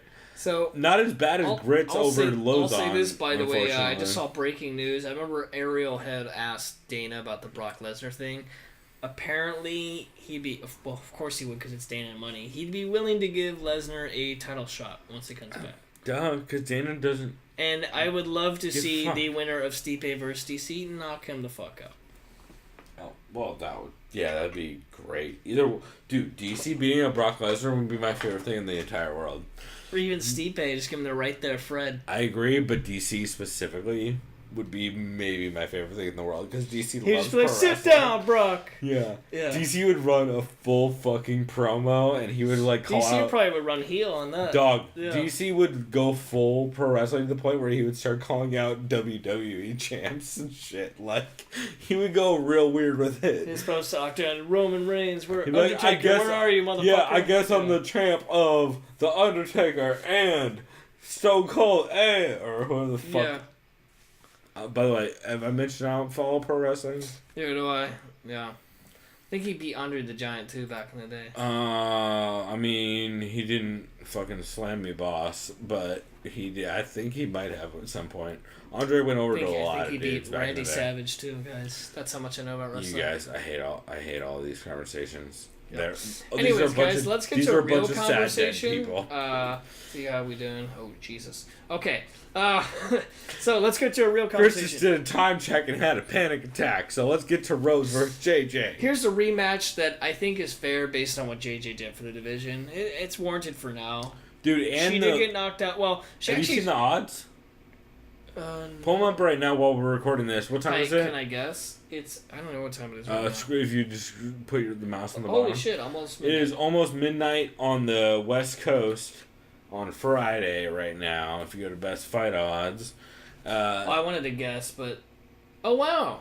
Five I was not going to guess that at all. Five Dimes has JJ. Dude, I was going to guess JJ plus 250, but they got her at plus basically plus 100? Yeah. Minus 110 for Rose? Yeah. That's where that line should be. That line moved a lot this week. Because I think it was minus 120 or 130 for JJ, like yesterday or the day before. So that line has moved a big amount, and that doesn't surprise me. I was surprised JJ was that big a favorite coming into this, like a day or two out. So I'll say this right now. I don't have to say It's anymore a weird about fight, who right? they fought recently because this is a rematch. Yeah, rematch. So, hugely impressed with Rose's boxing because she's primarily, her bread and butter is jiu-jitsu and grappling. Especially Joanna's like striking. grabbing, scrambly exchanges. Yeah, Her head move was fantastic. I watched this fight recently, like last week, the first fight. it's crazy, right? I love that Joanna's an ATT and her head coach is Mike Brown. I know she's making a lot of Huge adjustments. factor. However, Rose is at a great camp at 303 Gym in Denver. Trevor with Whitman. Trevor Whitman. I'm just saying this, man. Trevor Whitman's a motherfucker, in dude. rematches, usually you never win that rematch. The former champion does, and I'm going with history here. I'm going with Rose again, man. I think she's gonna make those. Do I think there's gonna be a knockout? I don't fucking know. If it's a finish, I think it's gonna be Sub. Rose via sub, dude. I think what's gonna happen is That's what I was calling the I first. think she's gonna crack JJ and take her back. If it goes to if it goes to decision, JJ will win though because I think she'll be quicker with her volume striking. She'll be able to kind of pace. And I think be able Rose to will attack gas her. in a 5-pounder. That's the thing. If JJ's gonna win, it's gonna be via a decision. Yeah. That's her. There's no shame in that too. JJ's is so versatile in not that at too. And she'll light her up if it goes as to far as the decision. scope of this division, because we should talk about this, especially these title fights. Love this division, So, dude. One if of my Rose favorites. wins again, who do you give her? Andrade, I imagine, right? 1,000%, not even a question 1,000%. right now. And Andrade versus JJ again, That right? or If JJ wins? That or or- do you do a trilogy? no, wait, if JJ wins, Yeah. yeah, you gotta go Do trilogy. Yeah. Because, I mean, unless it depends on how she wins. If it's decision, trilogy. Either way, I think it's trilogy, unless it's something weird and fluky. Like, it'll be interesting either way. I got it. So who you like? I like Rose. I don't know. I mean, Man, I'm so torn on this shit. I love JJ. then again, I am biased as fuck because Rose is on my fantasy squad a little bit. JJ is on mine, so I'm also biased. But that was the night I went 0 for 3 on what I considered guaranteed wins, which was Bisping, Rose, and Masvidal. And I went 0 for 3 on that night with those three. That was a shit luck, really. That was terrible. But I'm going JJ. The reason I'm going JJ is while JJ, people were talking a lot of shit about like, oh, JJ does not handle loss, JJ's like Ronda, da-da-da. JJ lost a lot in Muay Thai. Joanna, like, is no stranger to loss, and not like the way that Ronda lost once in judo and then disappeared from that the sport. only thing similar that she has with Ronda is that she'll make like dumb excuses, maybe, but Not really though. Like that weight cut was fucked up. Yeah. And like, I don't think anyone can really deny that weight cut was fucked up. Anyone who saw that, the weight cut people she was working with, like while they may be okay, they were not George Lockhart level weight cut. She was 118 the day before weigh-ins this week. And she seems to be at a different level and ultra motivated, which is very scary. So I'm actually going to go JJ probably by second or third round knockout. However, I would not be surprised if Rose. So then again, actually, I recant that original say about the champion never winning. This could be like another GSP Sarah thing where Sarah shocks the world and GSP just shows him up. Well, that's the thing is like where you just come in like the properly dominant trained, champion just comes back. Yeah, it's like fuck you, this is my belt, and then that's it. You just come back like, Yeah, hey, that's a good listen, point. I learned from this shit, and That's a really good point. Yeah. Or, And you know what if Joanna's right and it was a fluke? what's more relevant than the 12-year anniversary of the upset or whatever it is tomorrow? Because you heard that, right? Yeah. I believe it's 12-year anniversary of Yeah, you're probably Sarah right. I GSP. mean, it wouldn't surprise me either way. I just like Rose because I like her camp. I think Rose is very capable of winning that shit. First off, I love JJ. To be fair, I love both of them so much. Like, I'm the biggest fan of both those fighters. They're two of my favorites in that division, and that's a division full of people I absolutely adore. Goddamn, Angela Hill. So, do I have to say more? Yeah. But So what I want to do for the main event is, what was your prediction for the original bout with Tony Ferguson? Okay. Wow, you start. I was gonna go. So we're saying Tony versus Khabib originally. Yeah. Okay. So This is the most closest fight probably ever that I would have ever tried to predict. Still has always been. We've talked about this I feel like twice already on the show. So there's a scenario in my brain that runs out where Khabib takes Tony down. He busts him up pretty good from top control. Tony's slick though off his back. Can Tony catch something? And I think there's instances in my mind where Tony won't finish Khabib unless it's like late in the 4th or 5th round because Khabib gasses maybe. But in my mind, with Tony winning, he would win by decision. Because it would just be... And that's it. I don't... Like 49 or 48, 47. It'd be close as fuck. Yeah, it would still be a great fight. So there's that. I would pick Tony that way if I were to put money on it. Not confidently, right? No, not at all. I would pick Khabib via finishing. I think he would finish Tony, like via ground and pound. He'd probably finish him. I think, if I was to have picked that fight... It'd be too much. Because when I think of that, I think of, look what the damage Kevin Lee did to Tony, even on top And Tony doesn't care about giving him takedowns. That's his thing. The problem with Tony, he's a little too relaxed to keeping his hands down. And Khabib, while he doesn't have great striking or boxing, he does kind of get good at closing that distance. Is very explosive. That's true, but I'm not worried about him. I wouldn't have been worried about that on the feet at all. I feel like 100% of that fight happens on the ground. Like... It doesn't matter. Tony's not going to defend the takedown enough to stop Khabib. And I think Khabib would get the TKO via like a crucifix, where basically there's nothing Tony can do. I don't think Khabib gets past that guard. I think that goes to decision in the world's least fun fight for everyone watching except for me and people who maybe like the that reason shit. why this fight just never will happen is because maybe it's a fight that was never going to be good. I think it would be great, but it'd be great because for a grappler to watch. Yeah, I like guard game, man. For casual fans, they would absolutely hate this fight. I would have seen that going 5 rounds. Like, if it didn't, the only way I see it ending early is via, like, random sub or knockout by Tony. Unless it's like a 4th round TKO by Khabib. Like, Tony's not going out in the first 3 rounds, and you would have to put such a fucking beating on him to the point where the athletic commission is, like, freaking out. There's that. So either way, I think... But New York, so... Who knows, man? Maybe the 3 punches either way, in. if I would have just... If someone said if you had to put... I probably would have chosen Khabib over Tony. But I don't know. It's weird. Maybe. I'm still not convinced how it would have gone. Either way, as far as the Holloway fight, this week, I would have chosen Khabib. I'm sorry, just because it's 6 days notice. I can't trust that. I was starting to lean real hard on Holloway. Holloway, I like him a lot, and he's great. He's fantastic. Some of the best level changes. It's so scary. It's great. I would have just picked Khabib if you told me who to pick, just based on the 6 days. Full camp, I would lean Max. Based on, I think he's more of a versatile striker than Tony. He has more in his game plan. Not as good as a grappler or jiu-jitsu artist, but he still has solid takedown defense. Yeah. And can level change better than Tony on the feet. Yeah, full camp, It's weird. It's very... Shit, that makes me just want to see fucking Max fight Tony. Full camp... Yes, me. Full camp, I had Max, too. Not full camp, I was very torn. It basically comes down to, can Max put away Khabib in the first 2... Basically. Max does start slow. Max starts slow.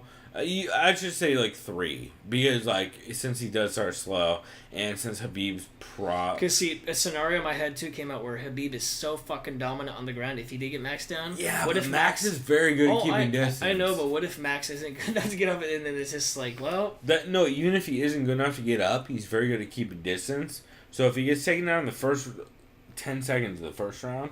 I think the second round, he doesn't get taken down for the first minute. Yeah. I think the third round, he doesn't get taken down for the first 2.5 minutes. I think the third round, or the 4th round, he doesn't get taken down for the first 4 and he just grinds out a decision. If he can survive that pace, which is very, very, very scary to try. I just don't really doubt Khabib anymore based on what he did. It's incredible. It's the Barboza fight, which is like, well, this guy is a fucking monster. See, even less that for me. What was the fight before that? Michael Johnson? Yeah, that was the scary one for me. Yeah. Because of the way he fucked up Michael Johnson. And because of how fast Michael Johnson is. Jesus Christ. Also don't realize how legit Michael Johnson's wrestling is. Everyone shits on Michael Johnson for that fight. That dude's wrestling is very... go ahead and scroll down. Look at who he's beat, and go ahead and look at the good wrestlers Michael Johnson had beat. If you pull up Michael Johnson's record right now... like Michael Johnson beat some legit wrestlers in his day. Right? Well, yeah, that too. But I mean, he's that wasn't tough. Yeah, towards the. But like, dudes like Poirier, who's a great wrestler. Dudes like fucking. Went to decision against Nate. Gleason Tebow. Yeah. How the fuck you gonna win a? Well, Gleason Tebow is still Khabib's toughest fight yet. Yeah. Danny Castillo, like nasty. He's fought a lot of nasty grapplers. Yeah. A lot of nasty grapplers. And he ended up on top in a lot of those. So people sleep on how big that win is. So Khabib, for you to know, he's fights at American Kickboxing Academy. Everybody knows. Everyone knows. Shouts out to DC. If you guys have not listened to the episode of Talkin' Talker with Khabib on it, the fuck it's you fantastic. Doing? You should also listen to the Real Quick podcast with Mike Swick with Khabib on it, also an AKA member. So the Eagle, in a quick turn of events, the currently number 11 ranked lightweight in the world, Ragin' Al Iaquinta. Hey, at least he's ranked. Shout out to Paul Felder. AKA the Realtor of Long Island. Oh, the one and only listing. Is this an official title shot? At least according to the UFC, it is. No. Just not to the. So it's okay. So say he wins, right? If the UFC calls him. If he wins, there's no. So watch. It's if vacant. The USA calls him. If the UFC calls him lightweight champ, legally. They can't legally, right? That's what I thought, because it's the commission. Okay. Yeah. So the way the belts are very weird from what I understand, I could be wrong. From what I understand about how the way athletic commissions handle belts, while it's not like boxing in the way that athletic commissions can deal it out based on the promotion, it still is in the fact that you can't assign a belt without an athletic commission's permission, technically under the state rules. So like, while they could give Conor a belt, Conor, Jesus Christ. I mean, yeah, basically. While they could give Conor a belt, even though he doesn't deserve one, or Al Iaquinta, for that matter, it wouldn't be recognized by state athletic commissions necessarily. And I was going to say this real quick, speaking of that, if Dana doesn't strip Conor tomorrow, which sure he will, officially, because Conor is in a heap of shit, and he kept saying that over and over again. Unless he goes back on his word, wouldn't surprise me. They won't say shit until after the fight ends. That's what I'm saying. Because if Al wins, he's not the champ. So what does that mean? Conor's still the champ, and Tony's still IC? Yep. No, Tony's stripped. Because Dana says, I'm not stripping Tony. That's what he said. He says that right now. Yeah. I'm telling you how this is going to go. Here's my call. By the way, I'm picking Khabib in this fight only because it's just not a good... I mean... Okay, we should give her a picture. Right? Yeah. I'm just saying Khabib right now. The thing I like about Khabib, he's literally not afraid to fight anyone. Clearly, the dude is fucking nuts in a good... The dude's fearless. Like, he's probably one of the most fearless fighters I've ever seen. Both these dudes. Even Al. Except for the fact, I know Al said pay me $1 million. He's getting his $1 million. So there you go, Al. You're getting paid. And even then, like, Al didn't... He doesn't give a fuck. Al did, yeah. Both these dudes are two of the baddest dudes in the sport. I'm imagining... And also, this is exactly why everyone used to love the lightweight division. This is a perfect example of why the lightweight division has become completely ruined by that motherfucker. Is because... It used to be the fucking division where everyone fought everyone. Well, dude, why do you think there's so many different champions after BJ? Everyone has a different style. Yeah. It's all chaos. You had like Benson Henderson. You had Frankie Everyone's Edgar. Constantly active. You had Frankie Edgar. You had Benson Henderson. You had Anthony Pettis. Who was after Pettis? Fucking Rafael dos Anjos. You had Eddie Alvarez. McNuggets, who didn't defend his fucking belt. Even going back to like fucking Dean and fucking BJ and all them back in the day. Like, yeah. But before the UFC even gave up on the lightweight division, and then after that it got even crazier. Say this: as far as like the hardest hitting lightweights, Al hits hard. I know that. Hard as fuck, but win over Diego's weird. I'll say this: I like Diego Sanchez. He's war torn, dude. Like, I'm sorry. Yeah. That doesn't mean Al isn't legit. Oh, I know. You know? No. This thing, Al's a very legit fighter. Was I gonna pick him over Paul? I don't know. I think that fight's probably gonna go to decision. That's such a close fight. That guy's the Al winning that too. Al's very underappreciated. Do I see him winning this fight? No. Not against someone like Khabib, not right now. Can he win this fight? Fuck yeah, of course he can. I'm not dumb. Yeah, honestly, it takes one. That's it. Yeah. I was having a real struggle picking Al versus Paul, which I think is actually a harder. Like, that's a tougher matchup for Al than Khabib, I think. Paul. Probably because of the striking, right? Paul's a better striker. The clinch striking. The clinch striking, yeah. And the elbows. Yeah. Not that I'm saying Al is going to win. But I'm not saying Al's going to win. But I think just the way those two styles match up and the way that they both like to clinch and they both like to, they'll constantly try and collapse that distance and clinch up and make either a scrambling or striking exchange happen. I think that'd be interesting. I know you said you have Khabib. I'm going Al. Cool. It's not smart. It's smart if you put money in him right now because Khabib's a 7-1 favorite. So is he really? Yeah. Okay, well, I'm gonna have to turn over my 2 units I put on Chris Gritzmacher. But look how happy Ariane is that probably he helped buy her house. I have 2 units on Chris Gritzmacher, and I've really tried to stop gambling because I'm just so generic at it. But I might have to move that to Iaquinta. Yeah, he's basically 700. Yeah, but hold on, click the prop bet option and the drop down on the far right. I want to see what the knockout via stoppage. Nurmagomedov by TKO. I don't want to know Al. What's Al via TKO? Where is that? It's gonna be further down. Quinta submission. Oh my god, yeah. Wait, it should be. It's gotta be up. Oh, 600. Al by TKO. That's not bad. I might put $10 on that. Yeah. So either way, I'm going Khabib. You're going Al. Just to think. So if Khabib wins, what's next? Conor doesn't want to fight him, right? Unless they give him a boatload of money. Fuck that dude. He doesn't fight. I know. He's not even relevant. He'll probably be suspended, like we said. I think he will. Even if he's not suspended, he's not relevant. So realistically, then it is Tony. You have to. You just have to book it. You're sorry. They won't do it again. Okay, then who's next? Eddie. It'll be Eddie. Eddie or Justin. Or Dustin. If Dustin Poirier starches. That's what I mean. If Dustin Poirier starches Gaethje or some shit or some weird shit, he's getting the next title shot. Well, that and doesn't Eddie have a fight coming up too? No, he's not booked. You sure? Yeah, because they. Who did you just fight? He just beat Justin Gaethje in a war, which could have gone either way. He hasn't had a fight since then? No. I thought he had something booked. I don't think so. Go ahead and look him up. But, either one of those dudes really. To be fair, they all earned it. Yeah, no, he doesn't have shit right now. Yeah, you're right. It's because Dustin Poirier kept calling out, come on, motherfucker, let's fight. And he's like, nah. It's smart. Smart as shit. It's the way to handle it. I think he was losing that. Well, no, he did. I don't know.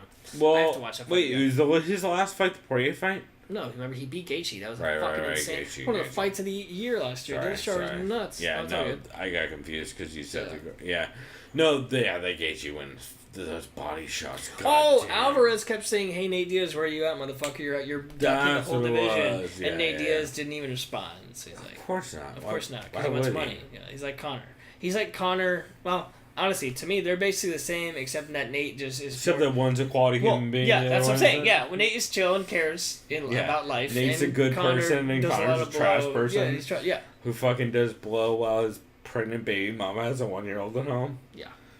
I like how everybody forgets about that shit. Eddie Alvarez, by the way, is still at Black Zillions. How many times have the Diaz brothers been blown out while their baby mamas are at home watching their kids? Oh, wait, never? Because none of them have baby mamas on the record, except for maybe Fight Nanny. Yeah. Shouts out to Punch Truck. Yeah. No, it's, yeah. Like I said, I'm going Al. I'm not confident. The thing is it's just an instinct call. I think Al is one of the worst matchups in the division for Khabib because of the takedown defense. Yeah. I think that's very underrated. And while Al has been out for a long time. That's the biggest thing that scares me. Yeah. Because if he was active the entire and that's time... the thing, too. You went. That's honestly the main reason why... If he's been active... He's fought once in, 3 years. I can't... Yeah, twice. I'm sorry. I cannot go for... I'm sorry. I know Khabib has been... That's smart. That's the right pick. I'm just going with logic. But Sarah killed GSP 12 years ago on the same day. Actually, you know what? You just reminded me. If Iaquinta wins, they're probably going to run that shit back. Khabib and Al? Yeah, fuck it. Let's do it, especially if it's a good fight. You're right. Hey, they'll just run it back. They'll run it back. No, that's what we're gonna do. Yeah, fuck Tony will be out for a year, or something with fucked up his knee. Yeah, no, we're absolutely. Connor's out for a year. Yeah, Tony's out due to injury. They're gonna run that shit back. That's the thing is if Madison Square Garden, if they want to put it there. That's the thing, but if Nurmi wins, it becomes real fucked up on that division, or not, because Alvarez able to fight. Because we know Gaethje, dude. Gaethje, don't do Gaethje. I'm telling you right now. If Gaethje knocks out Poirier, it's Gaethje Nurmi, and that's gonna be a or fun if fight. Poirier knocks out Gaethje, it's gonna be a fun fight. Yeah. I think Nurmi and I think wants Alvarez. those dudes I think Nate Diaz, even though if he's chill with his vacation money, caves in. I think you do Nate Diaz Alvarez. If I'm the matchmaker, that's a fun fight. I do fucking Eddie Alvarez versus motherfucking Nate Diaz. I don't know if they're friendly or not though. They seem like they might be, but I don't think they are. Alvarez and Nate. Well, Nate never responded, so who knows? But specifically, yeah, no, I agree that I think Gaethje and Nurmi is the fight. Because that's not a good matchup. That's not a good matchup for to make it stylistically. Either one of them, yeah. It's a weird matchup for both of them. If Khabib comes out tomorrow and smishes Al, say he fucking obliterates him. If he obliterates Al, then I'm just saying no one's beating. I'm saying no one's beating him at this point. No. I can't confidently pick against Khabib. And by the way, can we both just agree that right now that, of course, Nurmi would kill Conor? Yeah. Everyone knows that, right? Yeah. And that's not... I get it. Conor I would hits say that hard. before... He does. He hits fucking hard. Yeah, he has terrible wrestling defense. But his wrestling is nothing. Yeah, I know. Terrible. And he hits his guard pass constantly. Yeah. Oh, he hit a sweep on Nate Diaz. What are you talking about? Yeah, Nate Diaz is not a fucking top control wrestler. Bro, he took down Max Holloway 5 years ago 3 times.